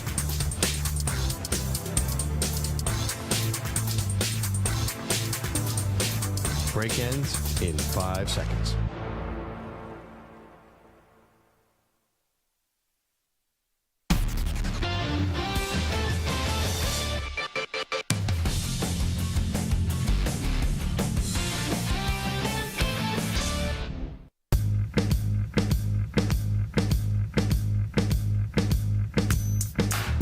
Welcome back to Maggie and Perloff. If you're just joining us, we have revealed our second batch of athletes and our top 25 greatest athletes since 2000. So as we are going to welcome in our guest for today, Perloff, I just want to run through the list for our purposes so the audience can be reminded, and also for our guests. So 25 is Shaun White, 24 Alexander Ovechkin, 23 Shohei Ohtani, 22 Floyd Mayweather, 21 Clayton Kershaw, and then today's list was revealed, the next 5, 20 Diana Taurasi, 19 Rafael Nadal, 18 Aaron Rodgers, 17 Sidney Crosby, 16 Tim Duncan. Shaquille O'Neal did not make our list. Neither did Mike Trout. That has been the big controversy so far. As we welcome in now our guest, Brandon Stokley, the former NFL wide receiver and Super Bowl champion. He's now the host of Stokley and Zach on Denver Sports 104.3 The Fan. Brandon, it's Maggie and Perloff. Thanks so much for the time today. Yeah, thank you all for having me. I appreciate it. Well, we wanted to have you on, and thanks for carving out some time for us, because we didn't reveal it today, but I think we feel comfortable saying this, and no one's going to be shocked. Peyton Manning did make this list. Now, he is not in the top 10, though. And another spoiler, Tom Brady is. Now, Peyton Manning, Brandon, and why we wanted to bring you on to talk a little about the inside knowledge here. Brady really separated himself, obviously, from Manning with the Super Bowls. But in your opinion, what did Peyton Manning do that Brady couldn't do? Wow. It's hard to compete against Tom Brady, like you said, because of the wins and the Super Bowls. And he got out early. I think he was helped early in that process, obviously, by having a great team around him. And it took a lot of pressure off of him moving forward. But he was able to get it done different ways. And so, he's the greatest winning quarterback, in NFL history. So it's hard to pass that guy. What did Manning do better than Tom Brady? It's hard for me to say exactly what he did better than Tom Brady. I wasn't around Tom. I can just tell you about Peyton and how great of a quarterback he was, how great of a teammate he was, how special of a player he was, and what he did for everyone around me. I don't want to try to knock Tom Brady here and comparing him against Peyton Manning, because I think they were both special. They both did a little bit differently, but I wouldn't trade Peyton Manning for anyone. Brandon, I think when people talk about Peyton Manning's legacy, one of the things they talk about is making changes at the line, or audibling, or I'm not sure exactly, kind of in a way calling plays in the game.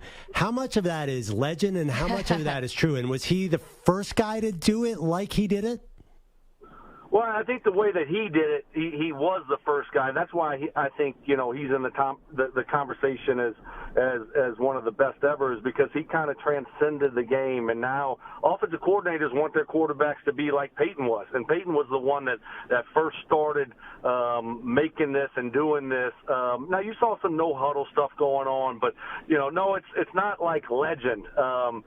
Peyton would be given 2 or 3 different plays and the option to kind of change it to whatever he wants. And, he would get to the line of scrimmage and dictate what play he wanted to run, when he wanted to run it. And it was unique. It was different. And there was a lot of responsibility there. There goes, you got to put in a lot of hard work, a lot of film study to be able to, read and react to what they're trying to take away from you, and then get your team in the right play, and then, execute by delivering a pass on the money and doing all those other things.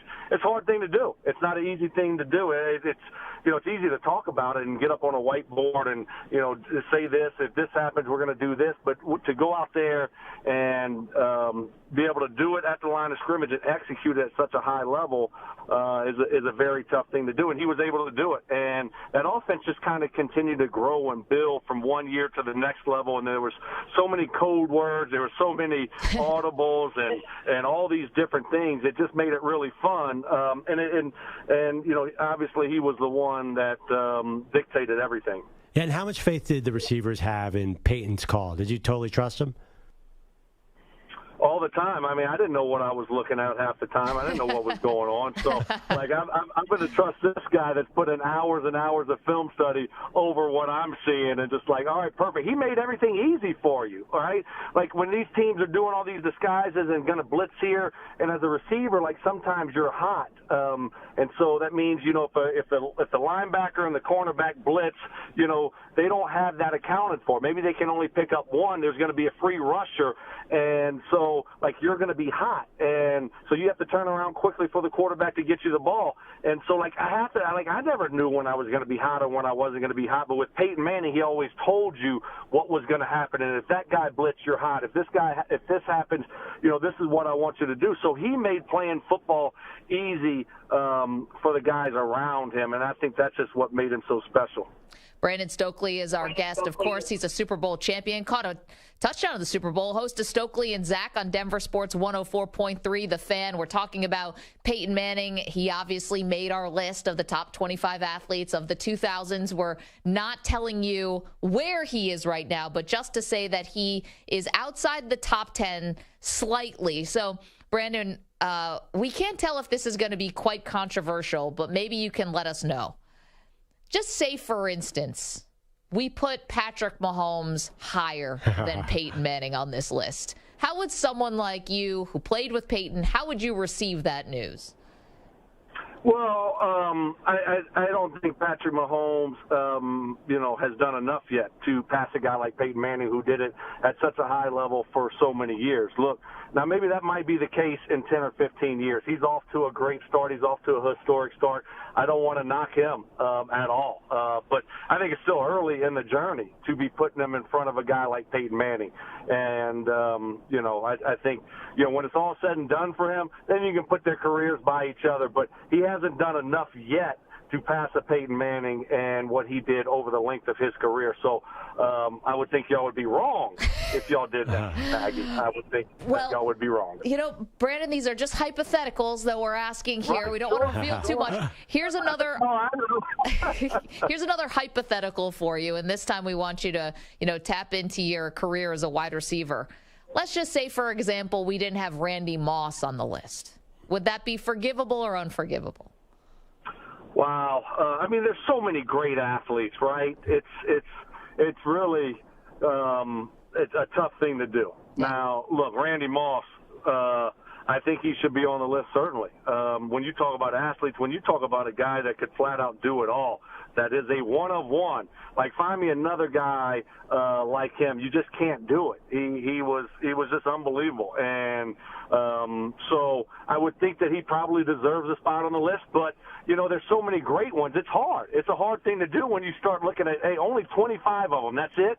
That's a very difficult thing to do. But I would put Randy Moss on that list. No, Brandon, you played from 99 to 2013. If you had to pick one defensive player that was in the NFL when you were to put on our list, who would it be? Oh, wow. Man, there were some great ones that I went up against. When you look at, especially the cornerback position, two that I look at right now is a guy like Charles Woodson and a guy like Champ Bailey. Just great athletes. They could have. Champ Bailey played some receiver in college. We all, Charles Woodson won the Heisman. He could flat out do it all. So both those guys weren't just great defensive backs. They were all, and then Charles Woodson ended up playing a little bit of safety later in his career. But they also could have been great receivers. So I think when you look at guys like that, those two guys that I played against could have made that list because they just weren't, a secondary or cornerback player. They could have played many different positions. Brandon Stokley is our guest. I know, Brandon, I feel like we're hitting you with all the hard stuff today. We don't mean to be. We talk about the Nuggets and what's going on in Denver, and this is all fantastic. But, of course, we've got to talk about our all-important list here, the list to end all list, our top 25 athletes since 2000. So, obviously, I know you won't want to talk too much about it, but obviously Peyton and Brady had a great rivalry. We loved watching it as fans. I can't imagine how cool it must have been to be a part of it. You guys had so many good battles when you were in Indy with the Patriots. I mean, it was just a lot of fun. I'm curious, what did Peyton Manning think when Aaron Rodgers came on the scene? Because Rodgers, once he's got that starting position, I know he was in the NFC, but what was the talk when Rodgers came in? It was like, oh man, this guy is really good too. Well, I think that's the great thing about Peyton. He loves good quarterback play. He's very open and welcoming to all quarterbacks. You see him now, having with the Peyton Manning Passing Academy that's been going on and all the college quarterbacks that go there. And, now, he sees these guys playing in the NFL, which, he loves the game of football. He wants to get back to the game of football, and he loves good quarterback play. So if you're a good quarterback, I think Peyton embraced that. He loves great competition. He loves rivalry. So, he's all about that, and I think there's a lot to be, a lot of people from the outside looking in think that Brady and Manning hated each other and didn't like each other, and because it's the Patriots and the Colts and they always faced off, and, Peyton's got to hate Tom Brady, but that's not the case at all. Peyton respects Brady a lot, and I think they have a really good friendship and have had a great friendship for a long time. So, I just think that's who Peyton is. He's a guy all about, watching good football and playing it at a high level, especially at the quarterback position. Okay, 125 greatest list. I don't know if I have Peyton Manning on my 25 greatest brothers because I don't know if he's nice to Eli on a consistent basis. It's a lot of big brother, little brother, but you have any insight on that relationship? Because they bicker a lot, Brandon, on air. Yes, they do. Eli is obviously, I played with both of these guys, and I knew Eli when he was back in, he was like early high school, maybe middle school when I was working the Manning Passing Academy when I was in college. But like any other brother relationship, right? I mean, it's not going to always be hugs and kisses. I mean, there's going to be some fighting going on, but I know that they love each other a lot, and they're great brothers. They do a great job on air with all the stuff they do. But Eli, it's good to see him, and his personality come out because he's the more reserved, quiet guy. But he's so funny and obviously very talented. But I know that Peyton, like you would see him there when the Giants were in the Super Bowl, those two Super Bowls. You'd see him in the suite, and no one was pulling harder for Eli than Peyton was. And so you just knew that how much he respected his brother and how much he loved his brother. All right, Brandon, last question for me. You guys are winning a lot of championships in Denver now. Yeah, geez. So how much pressure is there? Championship City now. How much pressure is there on Russell Wilson and Sean Payton this year? I felt like there was a lot of pressure last year. I mean, it kind of feels now or never for that team. Yeah, look, it's the NFL. There's always pressure, obviously. But when you're the Denver Broncos, there was such a standard here, and it has slipped in a big way post-Super Bowl 50. And there's been a lot of coaches that have come and gone, and trying to find that quarterback. Everyone thought that we found that quarterback last year. Russell, and obviously he had a bad year. So there's a ton of pressure on him to live up to that trade. Gave a lot of assets for him. That contract that they gave him, and just prove that, last year was a fluke. He's got a great coach. Sean Payton is a great coach. He's going to help him out as much as any offensive coach is going to help Russ get through that slump that he had last year. I think they're going to try to run the ball a lot, take some pressure off of Russ. And Sean Payton will help him a lot. But certainly, yeah, there's a ton of pressure on Russell Wilson to bounce back after last year. I mean, if he doesn't, now you're looking at, does he get cut after 2 years with a ton of guaranteed money still on his contract because the Broncos have to move on from him? I mean, all that's going to be in play. So a lot of pressure on Russ. I tell you what, he looks great. He's lost a lot of weight, so it's going to be interesting to see what it looks like in training camp. But I think he's taken a different mindset. And this is a Sean Payton show. It ain't going to be 50-50 between Russ and Sean Payton like it was last year with Russ and Nathaniel Hackett. Sean Payton is the leader, and that's who they need, and I think he's going to really help Russ out. And hopefully next year, if we're having this conversation, it was about how Russ bounced back and just had a great year.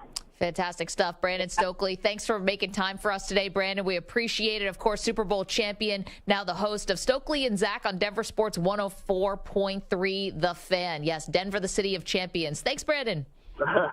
Thank y'all for having me. Appreciate you. it. Thanks, Brandon. I'll tell you what. He was great, by the way. But I'll tell you what. If they cut Russell Wilson after this season, if it's that bad, this goes down as worse than the Herschel Walker trade. I mean, this is terrible. Yeah. That goes down as the worst trade of all time because on top of it, they gave him like one of the highest contracts in the NFL. Absolutely. I mean, the Rudy Gobert trade was pretty bad. That's so bad it crossed over to the NFL. Yeah, I mean, but there is a reality there. The way quarterbacks are now, they're structured so you can get out of their contracts. Gosh, the worst trade ever, worse than Herschel. I can't even imagine how the season would have to go. Well, I guess I could just look at last season. It would look a lot like last season. But Sean Payton is too good of a coach, I think, to let that happen. So for this to go badly, he would have to have a bad record, and they can draft a quarterback next year.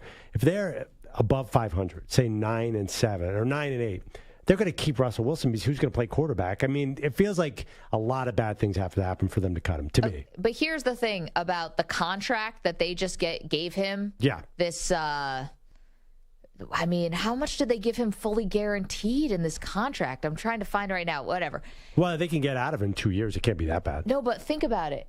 Think about you just paid him all this money and you traded multiple first-round picks for him.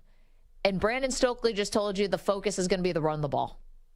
I mean, why did you get Russell Wilson then? Well, I mean, I know why. We really know what really happened here. They set the whole thing up to get Aaron Rodgers. And when Aaron said, I'm going back to Green Bay, they made a bad decision and just replaced that name with Russell Wilson. And they weren't ready for him. They didn't have an offense for him, and they overvalued him. Man. You're right. It's 5 years, $245 million. We're going to run the ball. I think that's probably a good idea, actually. Well, it's not like, I mean, listen. No, listen, everyone should have a run game. I understand what Stokley's talking about there, but it's a lot to pay for, handing the ball off. What did the Seahawks really get out of that trade? I mean, Charles Cross, he's going to be a perennial all-pro at left tackle. And Devin Witherspoon's probably going to be a perennial all-pro at cornerback. And, Noah Fant's good. And there are a bunch of other really productive players. But what are they really getting? Exactly. Yeah, I mean, the Seahawks. Worse than the Herschel Walker trade. And the Seahawks are hot drafting, too. So they got all these picks, and they're converting them pretty quickly. So it's pretty fun for Seattle fans. Now, again, that would only be if they actually do cut him. But the fact that it's even on the table. Or if he continues to play bad, it'll definitely go down as one of the worst trades ever. I still like to see that Gobert trade. That one was crazy. Yeah, 855-212-4CBS. It's so bad they felt it in Denver. 855-212-4227. You're welcome to weigh in on our top 25 list. We did leave Shaquille O'Neal off the list. We did put Tim Duncan on the list, however. Coming up, more drama. Ja Morant. Get all the latest to you in just a minute. After this CBS Sports Update, hey, here's Marco Belletti.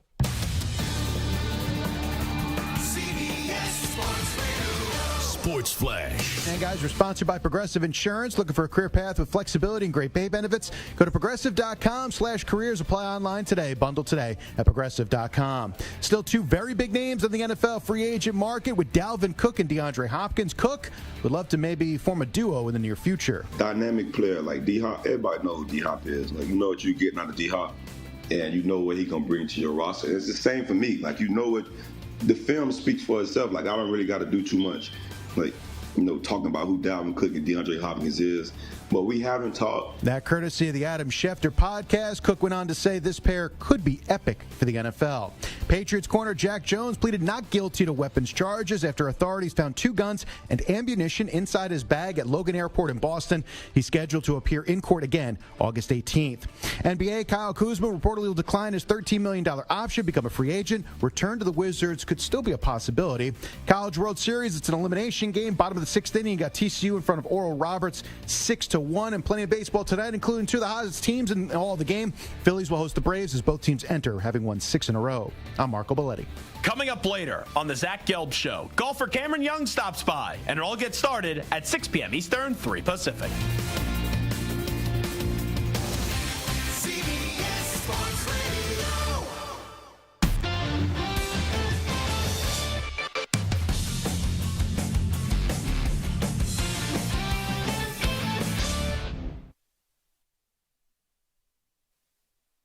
You're in a 5-minute break.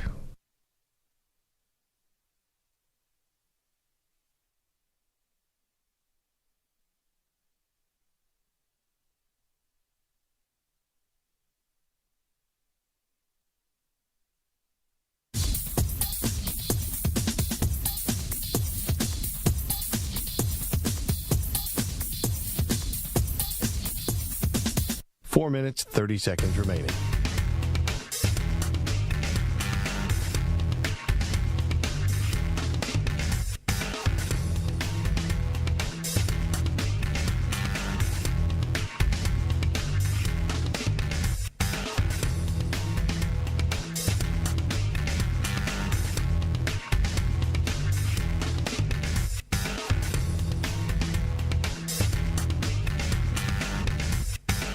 Four minutes remaining.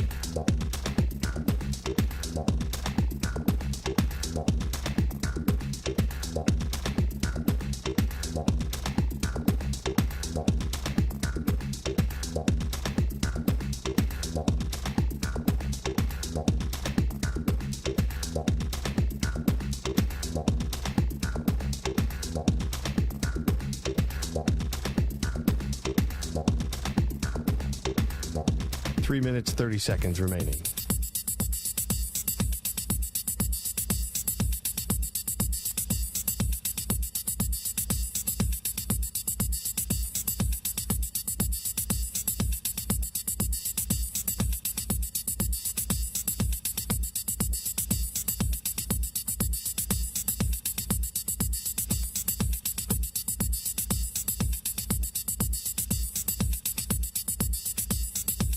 Three minutes remaining.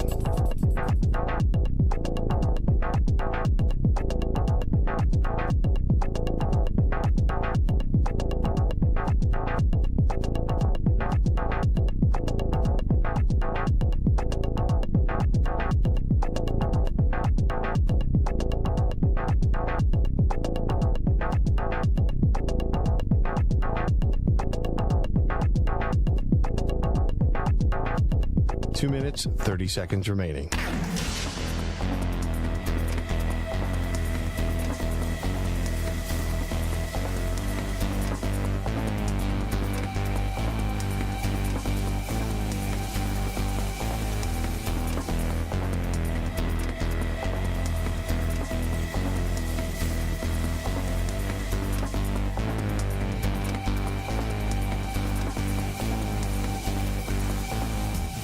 Two minutes remaining.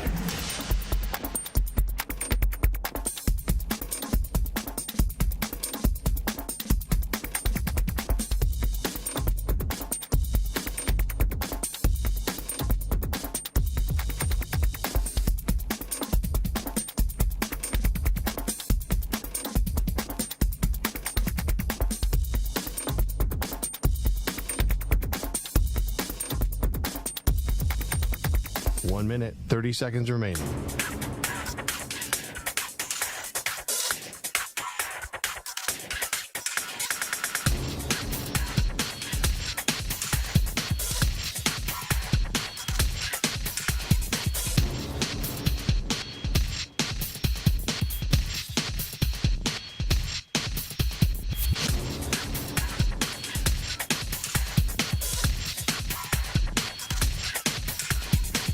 minute remaining.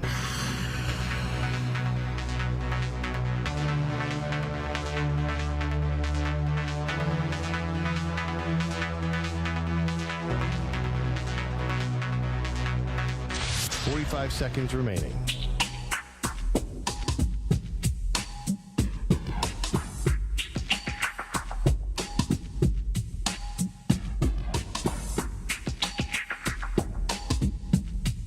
Thirty seconds remaining.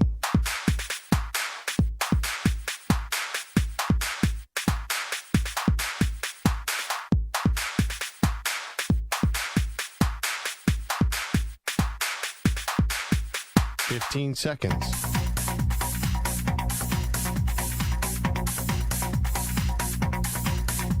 Break ends in 5 seconds.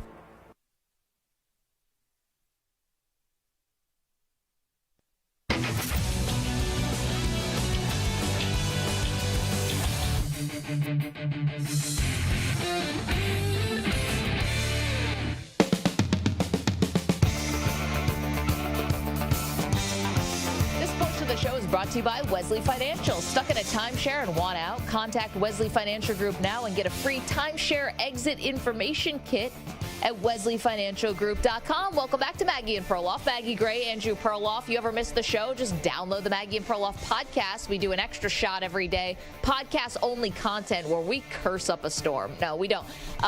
Sometimes. Today's extra shot was... It was the worst NBA draft picks since 2000, defined by who you could have taken instead. Right, who was taken right after them. Yeah, kind of a heck of a list. The classic Sam Bowie model, where Yes. Sam Bowie was a draft bust, but it looks worse because Michael Jordan was right behind him. It looks like we're ranking everything these days, and that's because we are. We started our great debate series, Top 25 Athletes since 2000. We just talked to Brandon Stokley about Peyton Manning, Tom Brady, Aaron Rodgers, and the like. Let's go to Chai, who's in Pennsylvania, has got a thought for us on the list. Hey, Chai, how are you? All right, how you guys doing? I first want to say I really enjoy your show, and I was one of the subscribers that got you over the hump. Yes, Chai. great job. I've got you to thank for all that jelly that I had to eat. Thank you, sir. Yeah, and the weak attempt at tearing up the poster. It sounded better on audio than it looked on YouTube. You know what? It felt better on audio than it did on video. That thing was harder than it looked, but we got it down. I can see that it has like cardboard backing or something on it.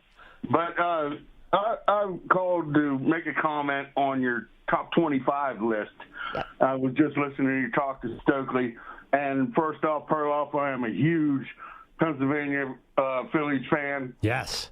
Eagles, Sixers, Flyers, everybody, okay? And but when you asked him about the first defensive player that came to mind, J.J. Watt. I mean, he just popped into my head. He is just such an impactful player that every offense had to know where he was all the time. But wait, the problem is, I think Aaron Donald is maybe a better version of J.J. Watt. So if you had to put those two against each other, are you sure you'd have Watt above Donald? I would have to look at the numbers. That's a good point. They're both three-time Defensive Player of the Year award winners, and they both did something interesting. They weren't pure defensive ends. They moved inside at times, which is rare, but they both have great cases. It's a really good point, Shai. All right, thank you. Thank you so much for the phone call. We're not going to reveal any more of the list today. Yeah. We want to keep a little bit of it secret. We're going to reveal 5 more people tomorrow. But let's just do a little gut test. Like when I just say best defenders since 2000, the first thing that immediately comes to my mind is Ray Lewis. Yeah. But it's funny because it's early 2000s. A lot's happened since then. But, I mean, for me, it's like, oh, Ray Lewis. And then I actually think of, like, Ed Reed. Well, that's the problem. I think Ed Reed, a lot of people thought Ed Reed was better than Ray Lewis, so the two of them might cancel each other out. I honestly think J.J. Watt jumps to my mind before him. The other thing, Ray Lewis played interior linebacker. He was incredible. He called out the quarterback's play before the quarterback. He was insane, but I think this is an era of either rushing the passer or stopping the pass. Right. So you go to J.J. Watt, you go to Aaron Donald, or you go to one of the cornerbacks. I don't think you can go with a middle linebacker. In the 2000s, as spectacular as Ray Lewis was he as valuable as, say, Revis or Charles Woodson, or or a guy like Nick Bosa or something who just tears up a game because every single play is a pass play? Jared Allen. I mean, Allen was excellent. Right, but is he J.J. Watt? No, he's not J.J. Watt. Yeah, He's not he Aaron was Donald. fantastic. I mean, there's so many guys here. The guys, Charles Woodson, awesome. Yeah. Champ Bailey was awesome.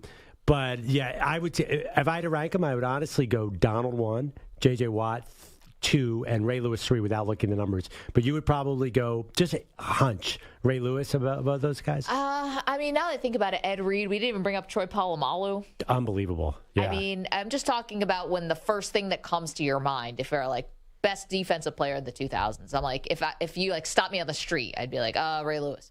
He'd be like the first person. That's But why I think J.J. Watt, a lot of people say, because he's such a larger-than-life figure, and he's Totally. about to get a new TV deal with CBS, likely. is that right? I mean, the TV networks are fighting over him. I know that. I mean, Shocker. he's been in movies. All right, sorry, side question. I have to ask you. Yeah. If I say, who's the best defensive player in the NFL right now, who jumps to your mind first? I mean, Aaron Donald is the first thing I think of. I say Nick Bosa right now. Because Nick Bosa's he's a incredible. reigning defensive player of the year. And I feel like Donald is, at what point is Donald going to be over the hill? Well, and they didn't have a great season last year, the Right. Rams. Could I also interest you in a little TJ Watt? Can I Yeah, give you a he's little Jalen Ramsey? I mean, Well, no, Ramsey. No. Well, Ramsey's Sauce not. Gardner, baby. yeah.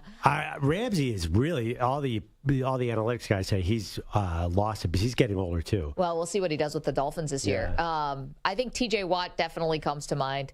Listen, I think Von Miller is someone of the 2000s. He is a big name of the 2000s. All the success he's had, I mean, all a the Super Bowl MVP. That 2015 Von Miller was ferocious and continued to play well. No, he's definitely in the conversation.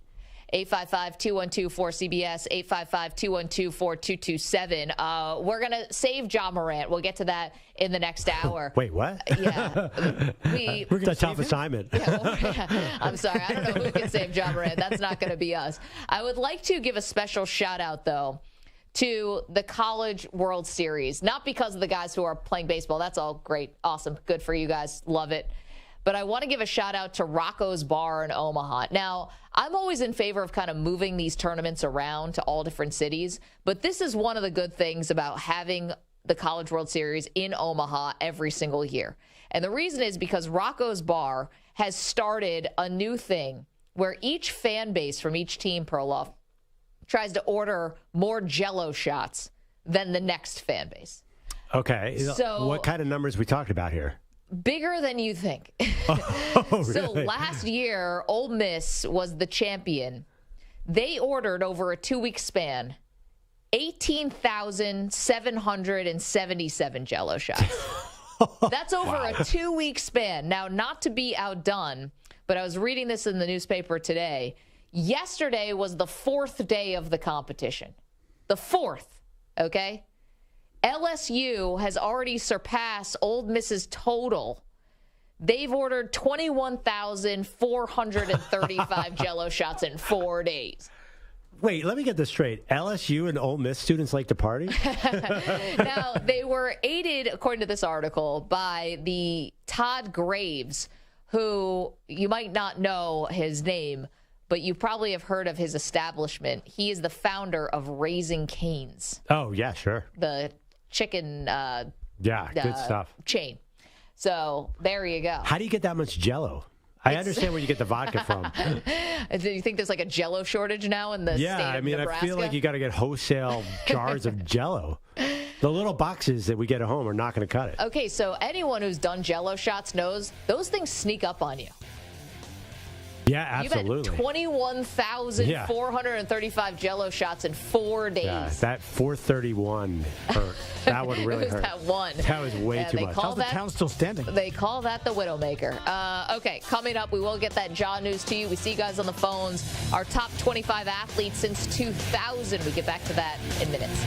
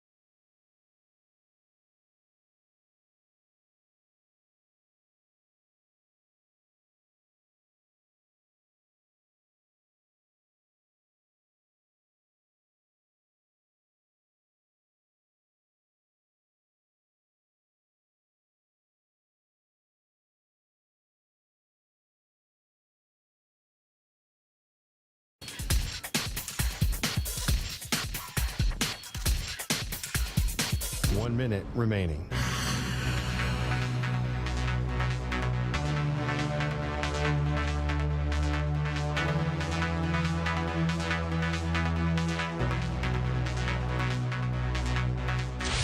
Five seconds remaining.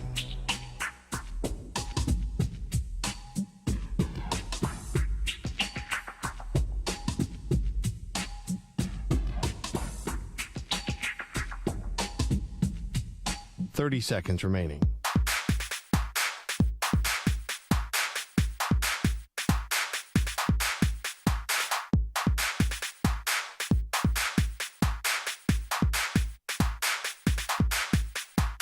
Seconds.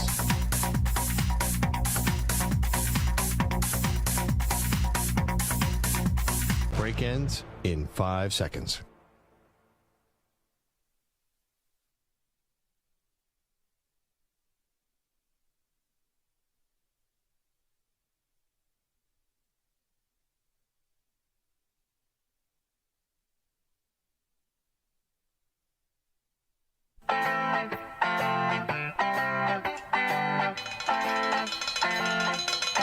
This is insane because Perloff, you knew what you were signing up for. No, but okay. All of us did. I understand that, but I don't see people walking around like, oh yeah, my brother-in-law died from a ghost pepper.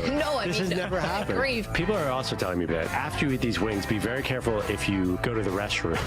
For men, to go to the bathroom, you have to use your hands. That can be a very uncomfortable situation. It's bad enough for my throat to swell up. I don't want anything down there swelling up. Not for this. Maybe you do. I don't know. They are Maggie and Perloff on CBS Sports Radio. Welcome into the show, Maggie and Perloff and you on this Tuesday. Lots and lots going on, including our top 25 greatest athletes since 2000. We've revealed 10 athletes on the list. Should I go through them really quickly? Absolutely. All right. So yesterday we gave you 25 Shaun White, 24 Alexander Ovechkin, 23 Shohei Ohtani, 22 Floyd Mayweather, 21 Clayton Kershaw. Today we revealed 20 through 16. You know what, Stu? Can we play the music? Let's do it.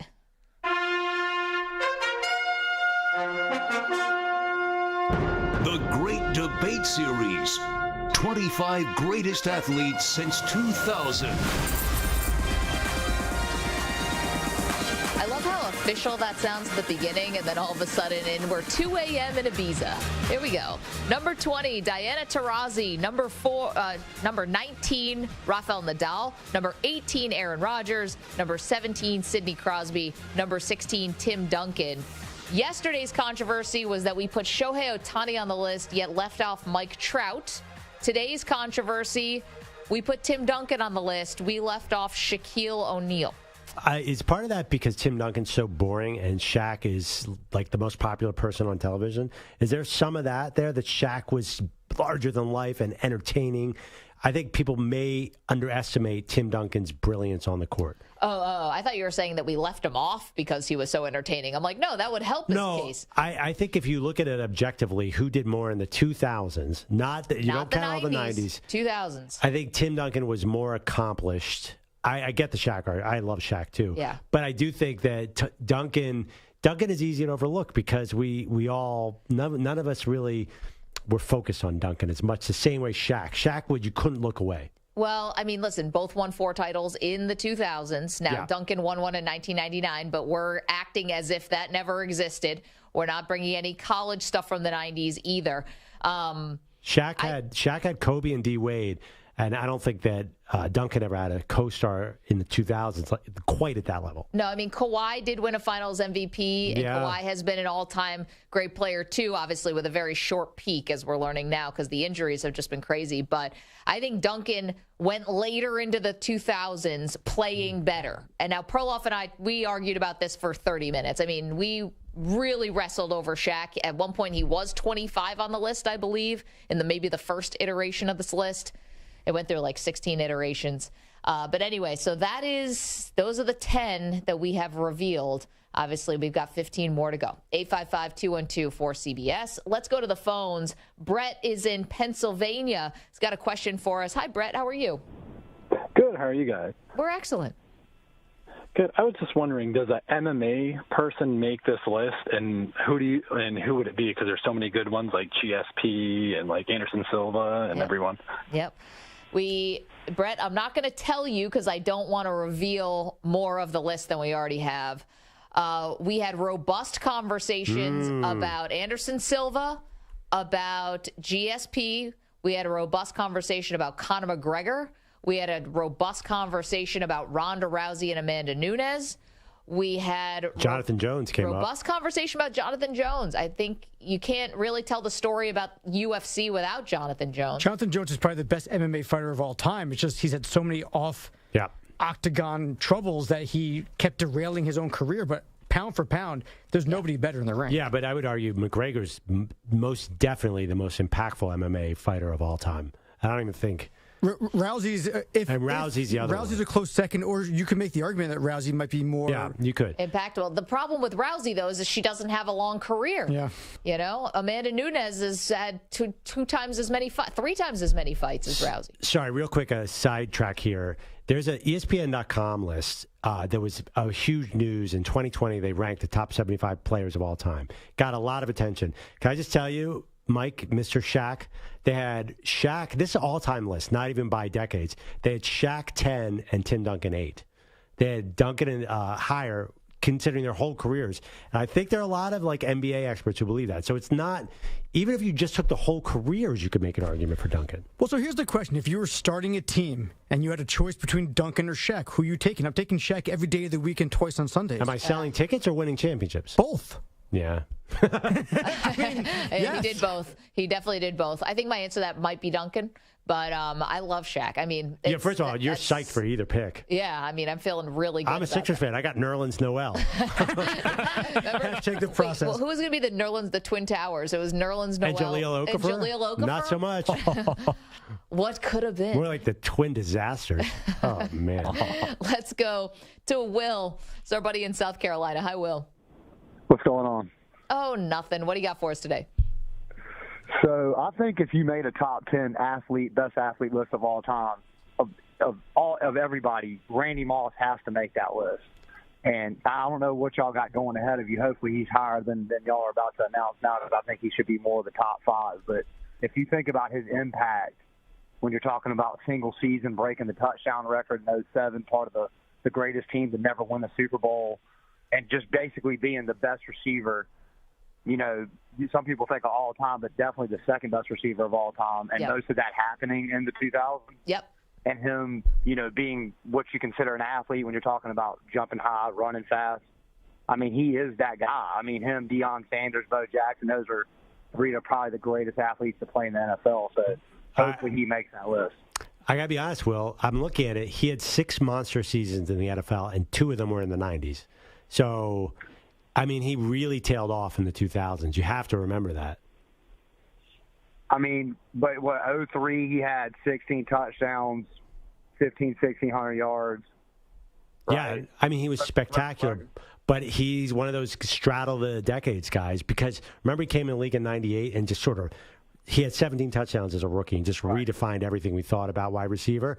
But then he trailed off so hard. Remember the Raiders mess and all the bad things that happened to Randy Moss.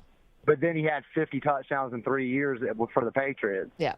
So, I mean, you know, what did he finish with, 155, 156? Yeah. No. I mean, Listen, most Will, of that's in the 2000s. Randy Moss, we're not going to reveal anything more than we already have. Thank you for the phone call. Not going to reveal anything more than we already had, but we had, again, we'll just sort of robust debates about Randy Moss, about T.O. We had, what other wide receivers did we have robust debates? Well, those are the two Larry big Fitzgerald? Larry Fitzgerald was a robust debate. I feel like with the NFL, I mean, obviously the quarterbacks get the top billing. So I wonder if there's any non-quarterbacks on the list, because we talked about Aaron Donald, J.J. Watt, these wide receivers, maybe some of the pass rushers that we haven't really gotten into, Darrelle Revis, things along those lines. So I'm curious to see how many non-quarterbacks are on this list. One thing about Randy Moss, though, that I didn't realize, he made 3 AP All-NFL first teams 3 times, just 3 times in the 2000s. You would think, as good as he was, as dominant as he was, the consensus number 2 wide receiver of all time behind Jerry Rice, he would have made more first-team NFLs. You know, I think, though, to Will's point, it's like he's got the numbers all told. The numbers do add up, and you understand the greatness. Plus, we got a little eye test with Randy Moss. I mean, let's not forget that. This is a sports list. We all know what we watched. Well, I think Randy Moss, similar to what Perloff was saying, was a knock on Shaq. It felt like Shaq left a lot out on the court. It felt like Randy Moss probably left a lot out on the field, that we would have seen a lot more if maybe he had that work ethic of Jerry Rice or somebody else. By the way, if you're going on just athleticism, the fact that he's in that Nike commercial playing hoops with Jason Williams, like athlete-wise, Randy Moss, if you're just going like athleticism, classic athleticism, whoa, is he higher, because he was spectacular. I'd also argue Calvin Johnson's best year is as good as any receiver I've ever seen. I know, but the thing about Calvin Johnson is it's just 1 year. Yeah, well, and also just his career was, it was short. Yeah, I listen. Like you said, we argued about Randy Moss. I also, like you, I'm of the age. I love Randy Moss. Yeah, I just loved watching him play so much. There's certain athletes that come into the NFL. Deion Sanders is one. Randy Moss. Remember Randy Moss decided to return punts one season a couple times? They just move so differently than everybody else. He is spectacular, but the numbers in the 2000s, I don't know. So tomorrow we are going to reveal numbers 15 through 11. So tomorrow, 15 through 11, and there's definitely a controversy on this list. Okay, quickly, can we get to Ja Morant? I would like to do this story just because it looks like someone in his camp has responded to the report. So this was from the Hoop Collective podcast, and it was Tim McMahon from ESPN. Love Tim McMahon, Dallas's own. He said, this was the quote, "I've heard indirectly that Ja and people close to Ja, perhaps people formerly close to Ja, have this feeling that the NBA is out to get them, that the media is out to get them." Yeah. Now, someone in Ja's camp named Mo Wells, who is the director of pro sports for the Collective, basically tweeted a picture of someone wearing a giant baseball cap. So that means cap, which that means lying. So kind of calling out that means lying. Anyway, and Ja Morant retweeted that. So obviously that's sort of the social media modern day kind of refuting that report. But Perloff, I don't really know where Ja or anyone in his camp would even come to this conclusion. I'm not saying that Tim McMahon is lying, and I'm not saying that I don't know who to believe in this situation. Maybe there's something lost in the translation, because I think if I'm Ja Morant, I'm feeling incredibly fortunate that I only got 25 games. The league wants Ja Morant to be one of the faces of the NBA, out to get him. In fact, the complete diametric opposite is true. I think the league would do anything they possibly could to make him as big a star as they possibly can. Yeah, I heard some interesting reporting on this. Brian Windhorst, who's on that Hoop Collective podcast, said that part of the reason Ja Morant's camp, this was his reporting, was unhappy because they were lock and step with the union. And the union apparently was furious at this suspension, which was really confusing to me.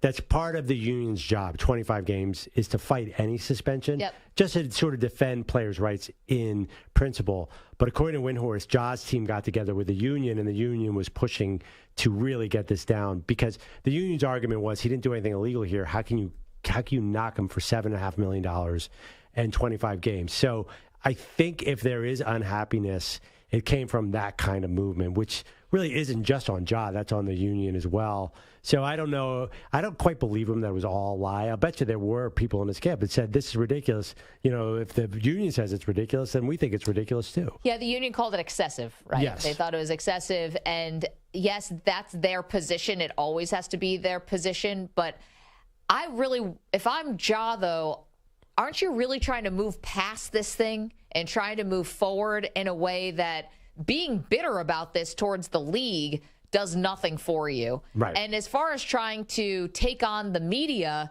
well, that's a look yourself in the mirror situation. Don't give us anything to talk about. I mean, it's not like, the media invented out of thin air that he's waving a gun around. So, we only praise Ja Morant when we see the greatness and the things he does on the court. When there's things off the court, we talk about that too, because it's just part of the story. And so I would say I don't really understand where he would, be upset. But No, I mean, And I don't think being bitter about it helps anything. no.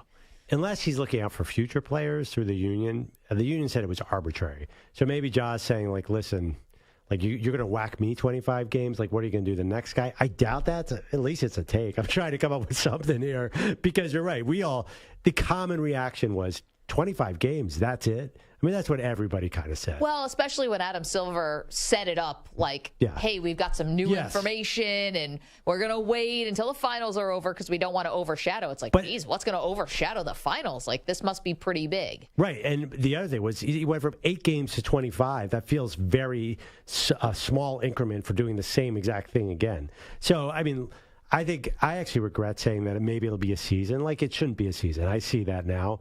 But 25 games, like, Josh should feel happy about that. I think he should be thrilled.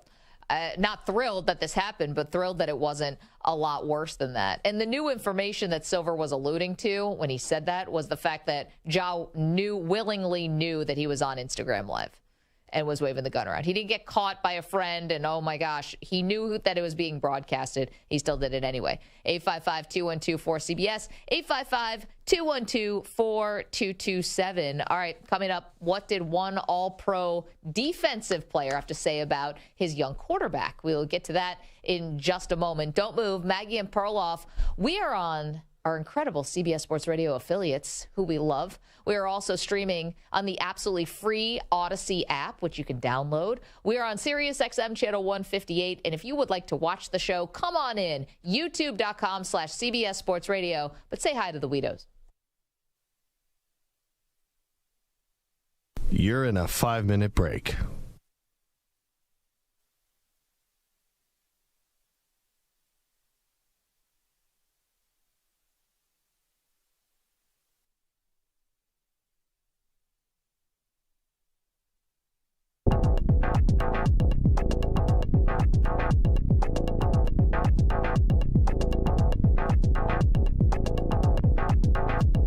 Four minutes, 30 seconds remaining.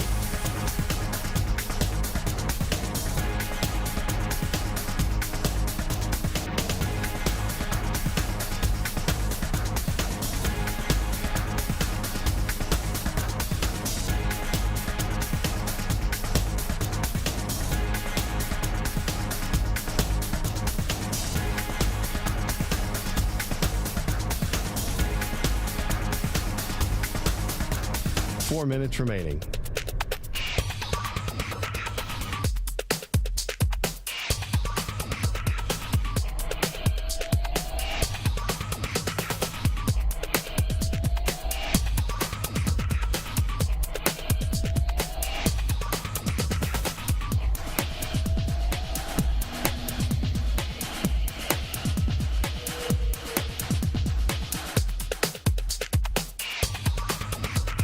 Three minutes, 30 seconds remaining.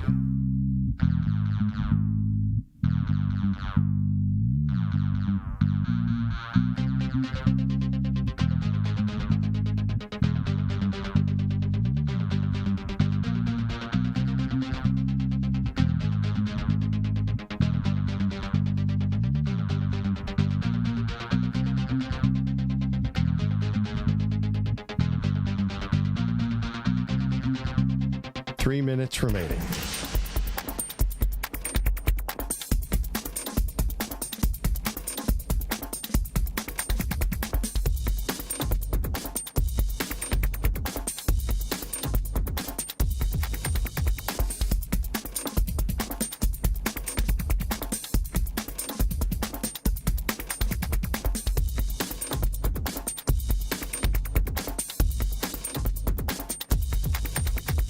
Two minutes, 30 seconds remaining.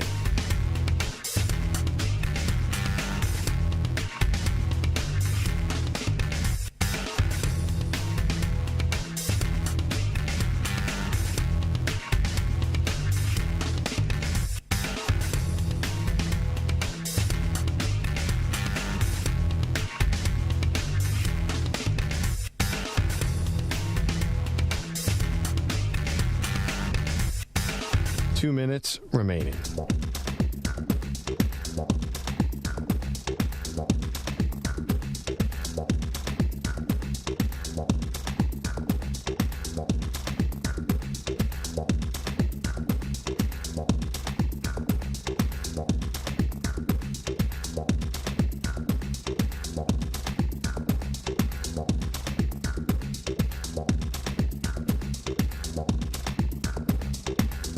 1 minute, 30 seconds remaining.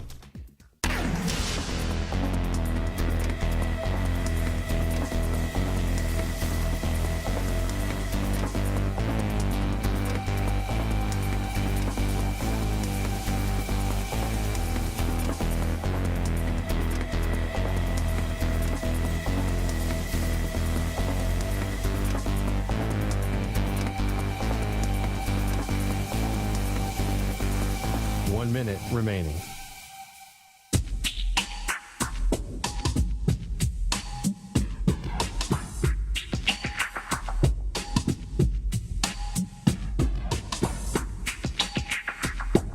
"45 seconds remaining.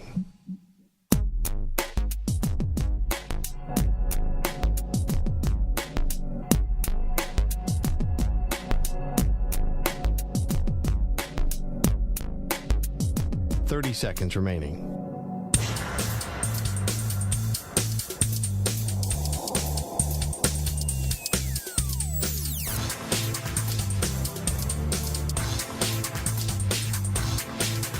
"15 seconds.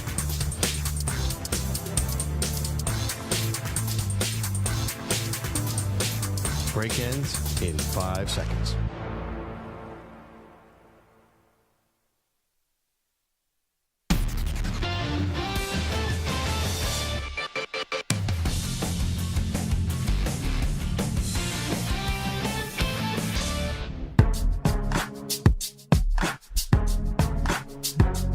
Welcome back to Maggie and Perloff.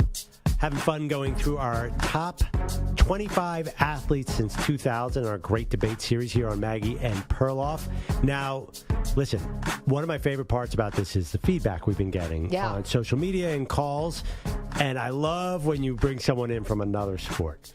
So yesterday I got a tweet about a wrestler named Cael Sanderson. And I'm like, okay, name sounds familiar. Dude never lost a college match, won a gold medal easily. Greatest wrestler of his generation. I got to be honest, we didn't dig that deep into some of these sports, but I think that those names definitely deserve consideration. Let's go to the phones. Quinn is in Eugene, Oregon's got another outside-the-box candidate for our list. Hey, Quinn, how are you? Go Ducks. There you go. Okay, so the only summer Olympian to ever medal in 6 consecutive games. We won't count the first game because that was in 1996, but 2000, the bronze, 2004, gold, 2008, silver, 2012, gold, 2016, bronze. A U.S. woman, again, the only athlete ever in the world to medal in 6 straight Summer Olympics. She's not on your list. Wow. No, she is not. Do you want to reveal the name to us? Kim Rode. Kim Rode. What a career. I mean, honestly, I'm going to be honest, Quinn, I wasn't familiar with her work, but we saw you called in, so we did a quick Google search on her. Damn impressive. Hey, Quinn, are you guys claiming Wyndham Clark is a Duck? What's the deal there? There's a lot of pride there. Let's talk about Kim Rode. Gotcha, Quinn. Hear you loud and clear. Thank you for the suggestion. It's funny, he said 6 medals, and I'm like, wait a minute, but we have Diana Taurasi who made the list at number 20, as we revealed today, but she had 5 in a row, gold medals. Oh, yeah, but that doesn't – who cares? Of course she had 5 in a row. That doesn't mean a single thing. Okay. Well, I'm just saying. You're going to have to do 20 other basketball players if you're going to count that. No, not the men's team because they didn't win the gold in 2004. Right, but are there several women players? Who probably have 5, yeah. Like I'm sure Lisa Leslie has 5, yeah. I mean, if you're going to talk about gold medals and international medals, how about the women's soccer team? Yes. We had a big discussion on that. Like, some of these different names cancel each other out. It's true. We did not have Kim Rode. We did not have Cael Sanderson on the list. But we found two new exciting athletes who we had never heard of before to follow. I mean, do you think Kim Rode is a better athlete than Kevin Durant? I think we all define athleticism in different ways, and I'm not going to denigrate the achievements of Kim Rode. Okay. Yeah, but that's because she's a skeet shooter. You don't want to get on her bad side. No, I don't. Clearly, she's a good shot. I don't know. I feel like I'm going to get a blow dart in the neck, in the studio here. No, I don't think Kim is going to use a blade. She's not sneaky. She's going to come in. Right. She actually looks a wonderfully nice person. Let's go to football. Here was Patrick Peterson, who was on our pal, of course, the Jim Rome home show right here on CBS Sports Radio. He's now on the Pittsburgh Steelers. Patrick Peterson is, if you were wondering about that. And he was not shy about telling Jim what it's going to take for the Steelers to have success this year. We have all the pieces that we need on defense. We know defense wins championships. We have talent across the board on the offensive side of the ball. I believe the front office did a great job. Now it's all going to come down to how well Kenny can play and can he put the ball where it needs to go. Now it's going to all fall on him if he can go out there and show us what he's capable of. Whoa, no pressure, Kenny Pickett, year 2. But that was Patrick Peterson laying it out. And, I don't think Peterson, Perloff, is talking out of turn here. I think that's probably the vibe in the building, too. Like, hey, Kenny, we believe in you, but we're going to need a lot from you this year. I can imagine that's probably the tenor and tone of their minicamp. Yeah, maybe, but is everything around him really that great? I don't know. You got George Pickens. You've got Deontay good. Johnson. Oof, that's a killer. You've got Allen Robinson. We'll see how that goes. I mean, Deontay Johnson could drop, and there isn't a single pass that Deontay Johnson couldn't drop. But anyway, go ahead. You've got Freiermuth as your tight end. You've got Najee Harris, obviously, who we love. And then you've got here's the thing. I don't love Najee Harris. Well, I mean, we love him as a guest on this show. Yeah, I mean, he's good, but I don't know. I just think, is this really is this all on Kenny Pickett? Like, they have this dream team around him, like Patrick Peterson saying? I mean, I think you got enough weapons here. In the AFC North, I think you have enough weapons. I mean, I know that Baltimore has added. I know, obviously, the Bengals have a stellar wide receiver core. I'm not immune to that. I understand that the Browns are practically an all-pro team. That's the problem. You're right. There is talent on the Steelers team, but you need such an excessive amount of it. So that feels unfair, what he's saying to Kenny Pickett to me. Well, I don't think he's right. No, I think that this is probably what they're saying to him, though. Like, I think that's it. Whether they have a good season or not, is Kenny Pickett maybe going to get blamed for it? I mean, if they don't have a good season, I don't know. I don't think so. I think they're more realistic about the time frame here. I would bet you in that building they're looking at a 2 to 4 year window. I don't think, there's certain teams that the quarterback's got to play really, really well right now, or it's a huge bust. I don't put Pickett in that category. So, first round pick, Justin Fields is coming into his 3rd year. Yeah. He has that pressure because it's his 3rd year.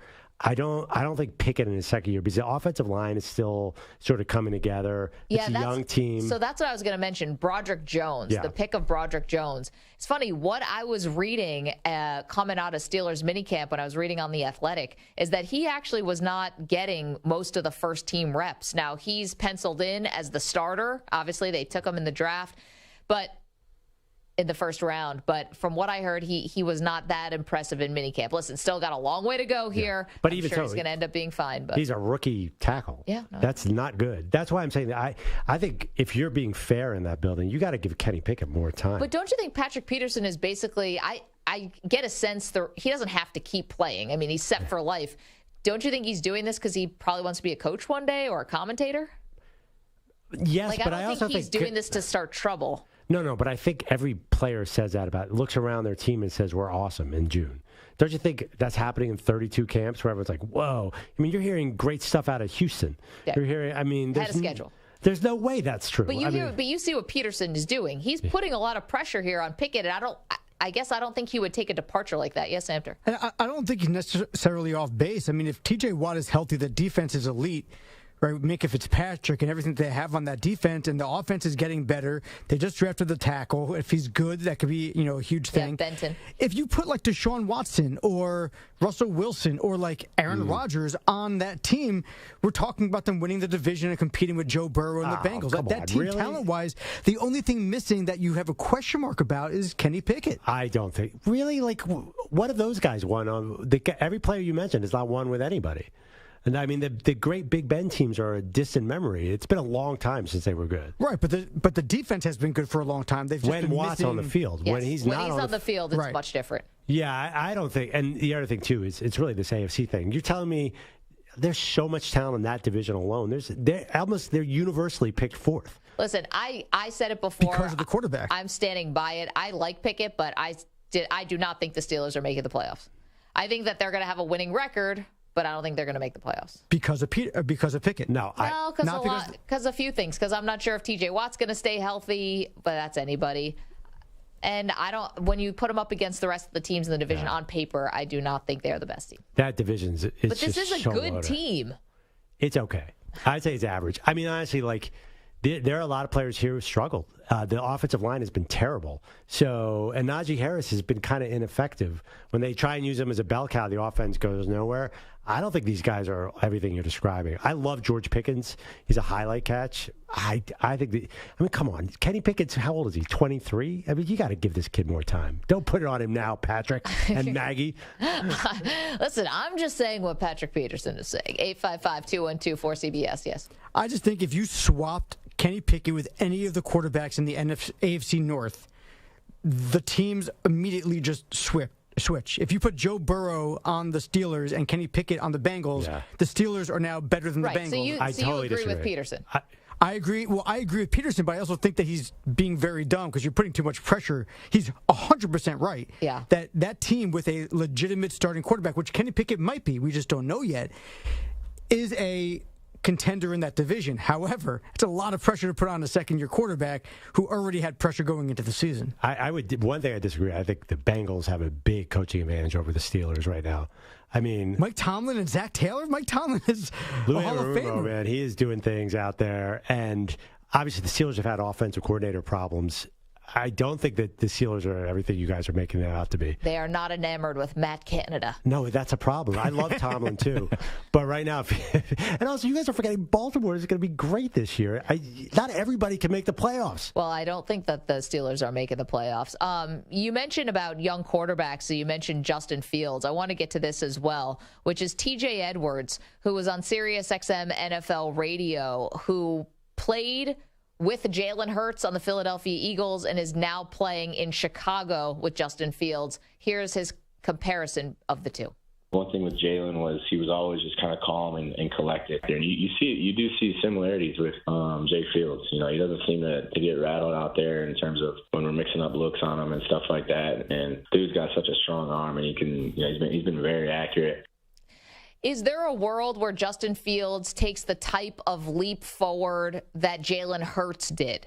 You know, listen, it's going to be a lot farther to go, that's for sure. Because at least Jalen Hurts in his first year as a starter did make the playoffs because the team around him was good and he was good. They got smoked by Tampa, but they did make the playoffs. So Justin Fields, they just had the worst record in the entire NFL and had the number one overall pick until they traded out of it. Yeah, I mean, I think that's a great point. In 2021, the year before Hurts blew up, he was so much better than everyone realized. He had, I think, 10 touchdowns were taken away by penalties, and the offense was moving pretty well. They weren't a great team. Fields wasn't even close. They were the worst team in the NFL. It's a much bigger, I totally agree, it's a much bigger jump for Fields. That's another guy, don't put Jalen Hurts pressure on my guy, Justin Fields. What are you doing to these young quarterbacks? It's quite a bit to be like, no, he's like Jalen Hurts. It's like, you mean the guy who went from, second round pick to maybe top 5 quarterback in the league? Oh, that guy? Say, he's got a little Mahomes in him. What are you going to do next?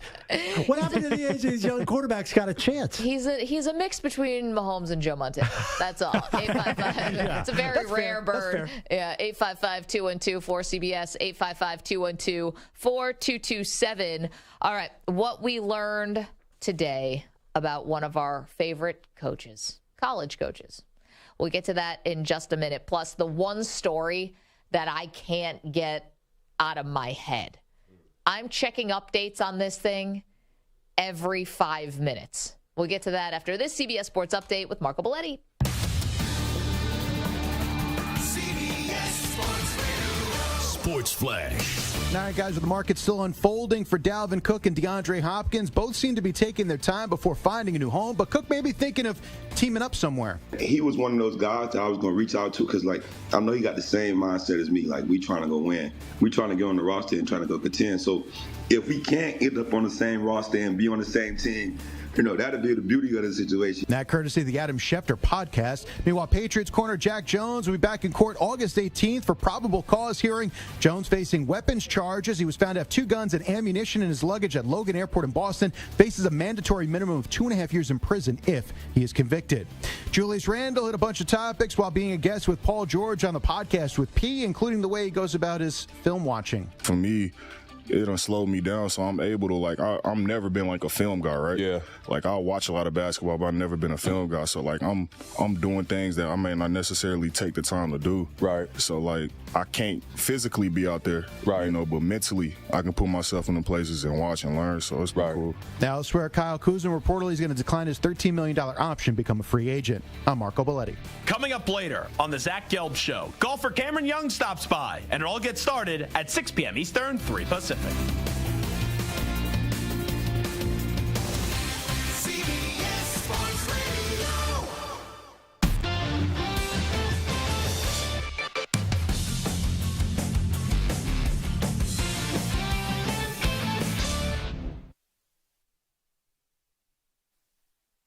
You're in a 5-minute break.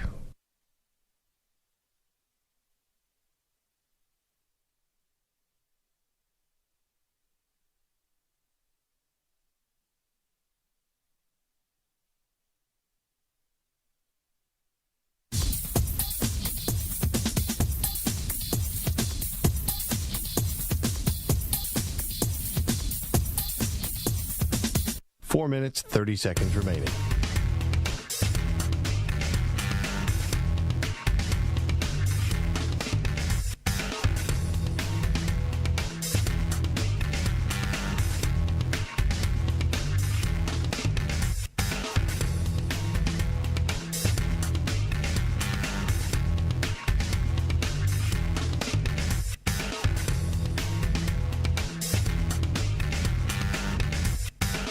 Four minutes remaining.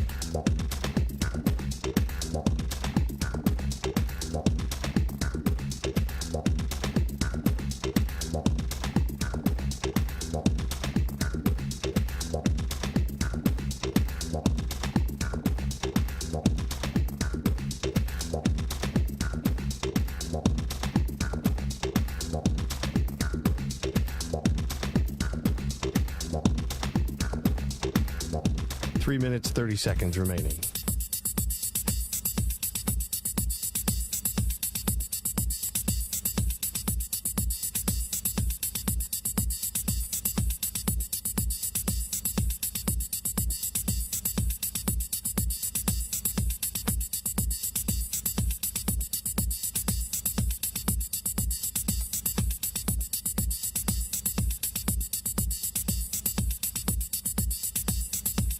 Three minutes remaining.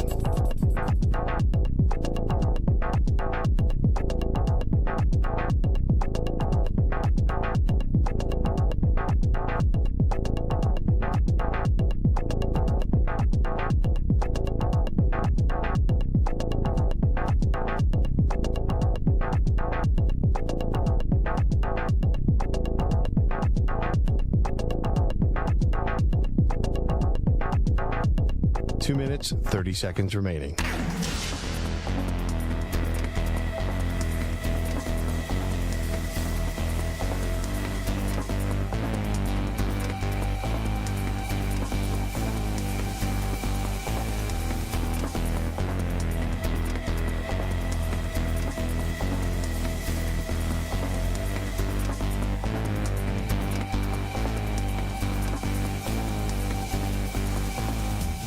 Two minutes remaining.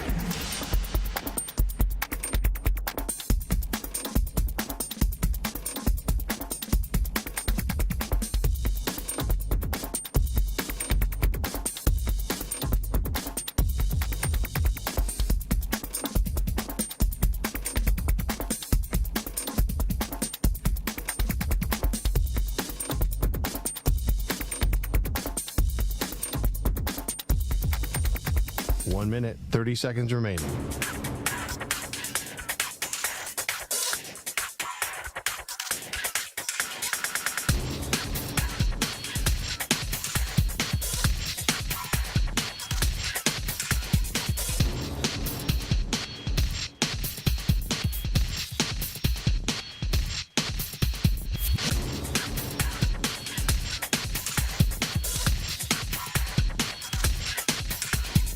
1 minute remaining.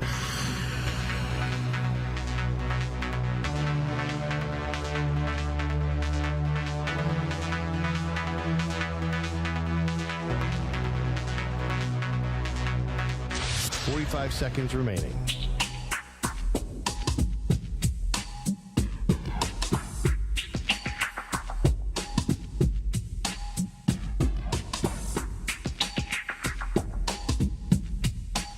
Seconds remaining.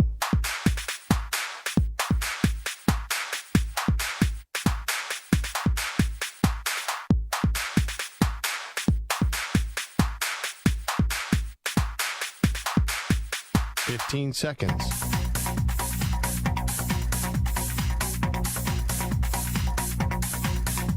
Break ends in 5 seconds.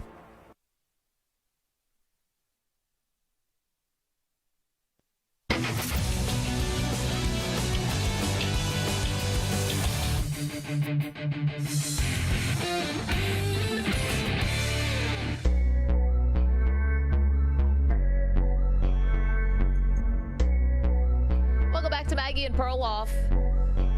Fun show, a lot more to do for you. Don't worry, got a lot to get to. You want to watch the show, you can do it. YouTube.com/CBS Sports Radio. If you miss any part of the show, the Maggie and Perloff podcast is a wonderful place to go to get everything you missed. Plus, we do exclusive podcast-only content where we curse like sailors. All right, let's get to the shot of the day. He shoots! The shot of the day is brought to you by Casamigos Tequila. Casamigos is brought to you by those who drink it. And today's shot of the day comes from our guest, Brandon Stokley. Now, we had Stokley on because we were talking about Peyton Manning, who has made our top 25 greatest athletes since 2000. But Perloff asked Stokley just a question about Denver being title town lately and how much pressure is now on the Denver Broncos to win, and Stokley's answer surprised us. There's a ton of pressure on Russell Wilson to bounce back after last year. I mean, if he doesn't, does he get cut after 2 years with a ton of guaranteed money still on his contract because the Broncos have to move on from him? I mean, all that's going to be in play. So a lot of pressure on Russ, and this is a Sean Payton show. It ain't going to be 50-50 between Russ and Sean Payton like it was last year with Russ and Nathaniel Hackett. Sean Payton is the leader, and that's who they need, and I think he's going to really help Russ out. Whoa. I mean, as bad as we thought, okay, if things go poorly here with Russell Wilson, I didn't know cutting him was going to be on the table, because the first out that the Denver Broncos would have would be after the 2025 season, after they've already paid him 4 years and $161 million. So that's quite a big investment. To cut him after the 2023 season would be eating a ton, not to mention the draft picks he gave away to get him. Yeah, and not to mention you need a quarterback. I keep saying Russell wasn't that bad at the end of the year. That's like sort of faint praise. Yeah. But I got to tell you, Maggie, if you had a time machine, I would want to fast forward to the Broncos season. I'm dying to know how this works out, because Sean Payton is as good as you get. If he can't succeed, if Russell can't succeed in this situation, that means he's never succeeding again. And it's, there's a couple things I want to see. Like the two that jump to mind is Russell Wilson going to be good? What's Lamar Jackson going to look like in a new offense? Those two, I wish it was fall right now. We could find out. Okay, so I think the Sean Payton bump is definitely happening year one. Because they just need to get organized. They need to get healthy. They brought in, free agents. They've done everything they can do. But the question is it going to be good enough just in the AFC? Wow, you could have this great season, and if you still don't make the playoffs, are people going to understand you're making incremental, advancements? Are you getting better, or are they just going to say you didn't make the playoffs, therefore you had a bad season? So to begin the season, though, they are home for the Raiders, home for the Commanders, at the Dolphins, at Chicago, New York Jets, Kansas City, at Kansas City on Thursday night, Green Bay, and then Kansas City again before their bye. If I could give some advice. Winnable games there. Definitely. If I could give some advice to Russell Wilson, get the flu before that Thursday night game against Kansas City because you've had some bad luck as a Bronco on Thursday night. I mean, some of the worst luck I've ever seen. Just stay away from that game. I don't think any 64-yard field goals. Oh, no, I'm sorry. That was Monday night. That was Monday night. Remember, no, it was the Colts' disaster of a game. Remember that Colts game that lasted 4 hours and was 12-9? Even Al Michaels was making fun of that game. I mean, and he's being paid to broadcast that game. 855-212-4CBS. Ken is in Myrtle Beach, South Carolina. Has got a thought on Trevor Lawrence. Hi, Ken. How are you? I'm doing well, thank you. I just wanted to hear your thoughts on, talking about third-year quarterbacks. Yep. Trevor Lawrence kind of limped into the playoffs. Will they make the playoffs again? Do you think he'll take a step forward? And seeing as I'm from Myrtle Beach, I just want to hear what you think about what might be going on with Hunter Renfrow in Oakland this year. Okay. And I'll sit back and listen to what you got to say. All right, Ken. Well, have yourself a fantastic afternoon. Trevor Lawrence, I think not only making the playoffs, winning the division. So I think making the Jaguars. Yeah, I know. Winning the division, winning the AFC South. Yeah. Not only make the playoffs, that's how they're going to make the playoffs. Yeah, they're going to win the division. Yeah, so they're not just making the playoffs, they're robustly winning the division and getting a home playoff game. Right, but my point is it's easier to make the playoffs in that division because you win that division. You get Calvin Ridley now. You've got Christian Kirk, who outperformed, maybe didn't outperform his contract, but at least lived up to it. People were making fun of that contract like they overpaid. And I thought he was good.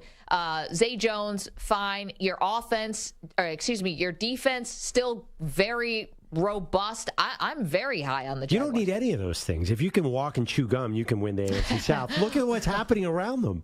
So Trevor Lawrence, I think, step forward year two under Doug Peterson. I was about to say Frank Reich. Under Doug Peterson, year two, big step forward. Now, as far as Hunter Renfrow, I don't understand why you pay a guy if you're just going to get rid of him. That, to me, doesn't make a lot of sense. It's clearly, the Raiders, for now, and if Jimmy G is going to be healthy enough, I'll knock on wood for him if he can come back from that shoulder, I think you're going for it. You didn't draft a guy in the first round to sit behind Jimmy G, so no one's breathing down his neck. I think this is the team you're going into battle with. So they were reportedly trying to trade Hunter Renfrow nobody wanted him. That's weird to me. I love Hunter Renfrow. He's such a baller. He's such a good, that slot receiver, so valuable.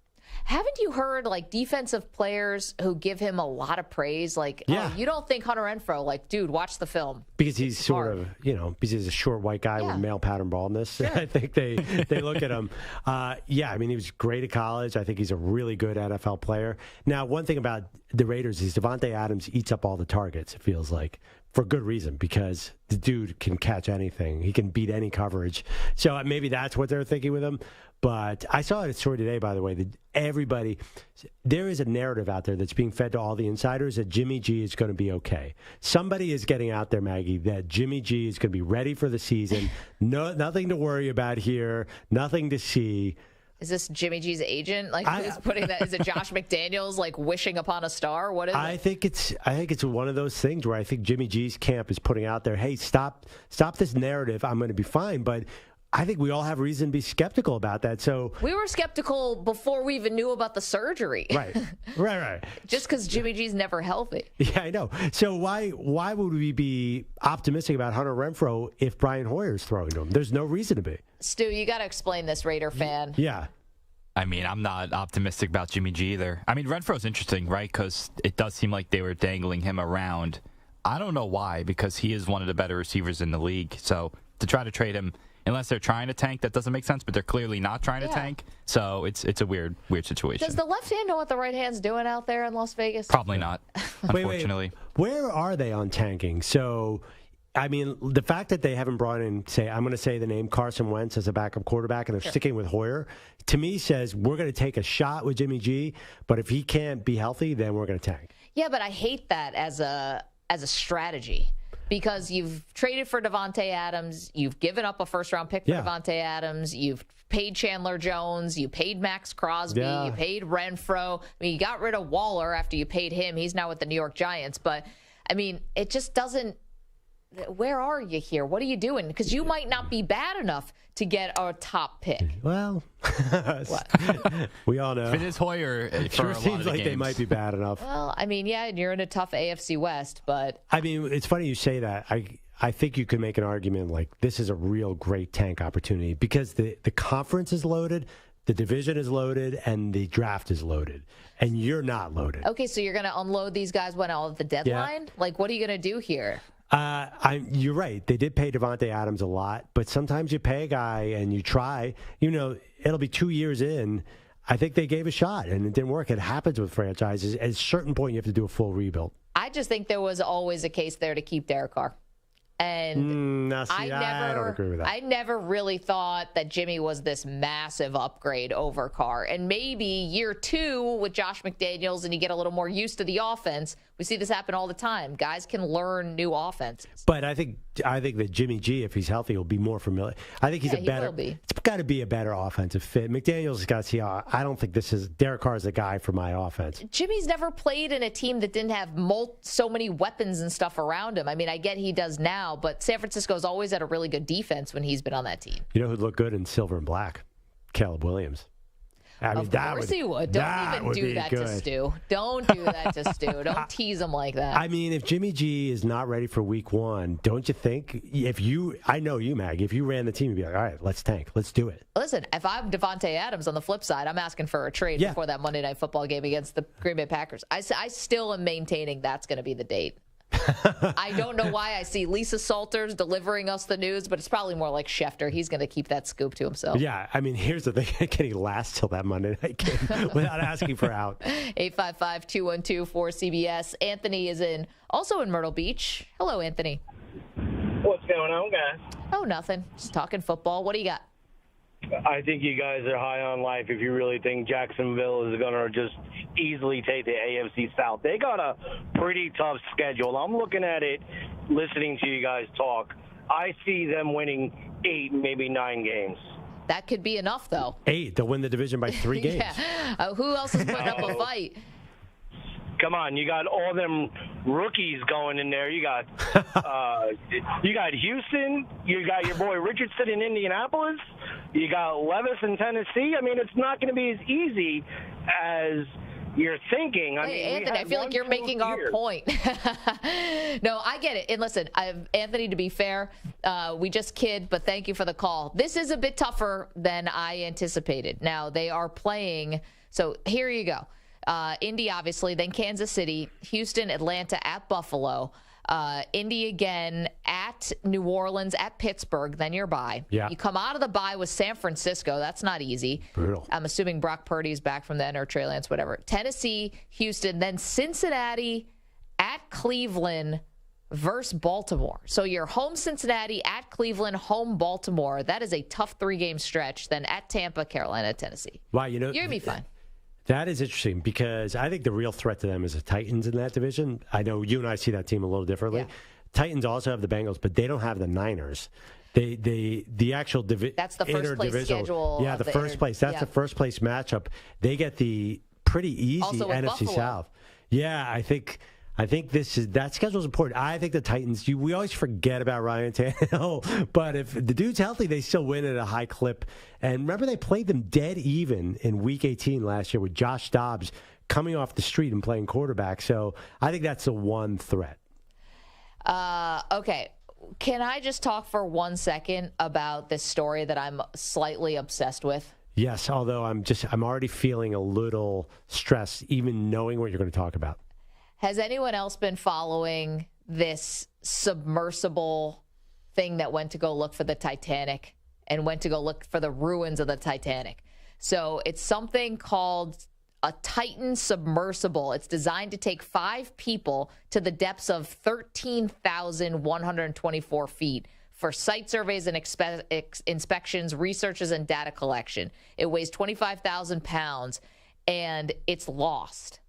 So they can't find it right now. It's underwater, and it's so far underwater that they can't find it on GPS tracking, and apparently no sonar has been able to locate it also. It's 370 miles off of Newfoundland, Canada, and it's 12,500 feet under the ocean. These people who are in here paid $250,000 per person to go down this far under the ocean to look at the ruins and the wreckage of the Titanic. And now they're under there with like 70 hours of oxygen left. And no one can find them. This is everyone's worst nightmare come true, yes? It's bad. I mean, my worst nightmare is ocean related. Oh, shark related? Yeah, I mean, this is pretty bad. Neither is good. So right now, both the U.S. and Canada are both trying desperately to find this missing submersible. Why you can't we just vacation regularly? Yeah. It's going to be hard, right? It's going to be very hard for any rescue mission. I'm reading the challenges. They're nearly impossible. Are you not obsessed with this story? No, You're leaving me alone on this no, honestly, anxiety branch? The only reason is I don't want to get in there because I think you're picturing yourself inside that vessel. Yes, I am. I can't do that. No, I want them to find, I want a happy outcome here. Are you aware of all the shark attacks going on that you're missing? Have you heard about the orcas that are destroying ships these days? I did see that. I have an alert now for all shark-related Yeah, I mean, stories. listen, I can challenge your submersive disappearing with my multiple shark attacks. Thank you to Mike Samter. Thank you, Stu Kovacs. Thank you to Andrew Kaplan, who's been doing some fantastic graphics for our top 25 greatest athletes since 2000. We reveal 5 more athletes tomorrow. See that?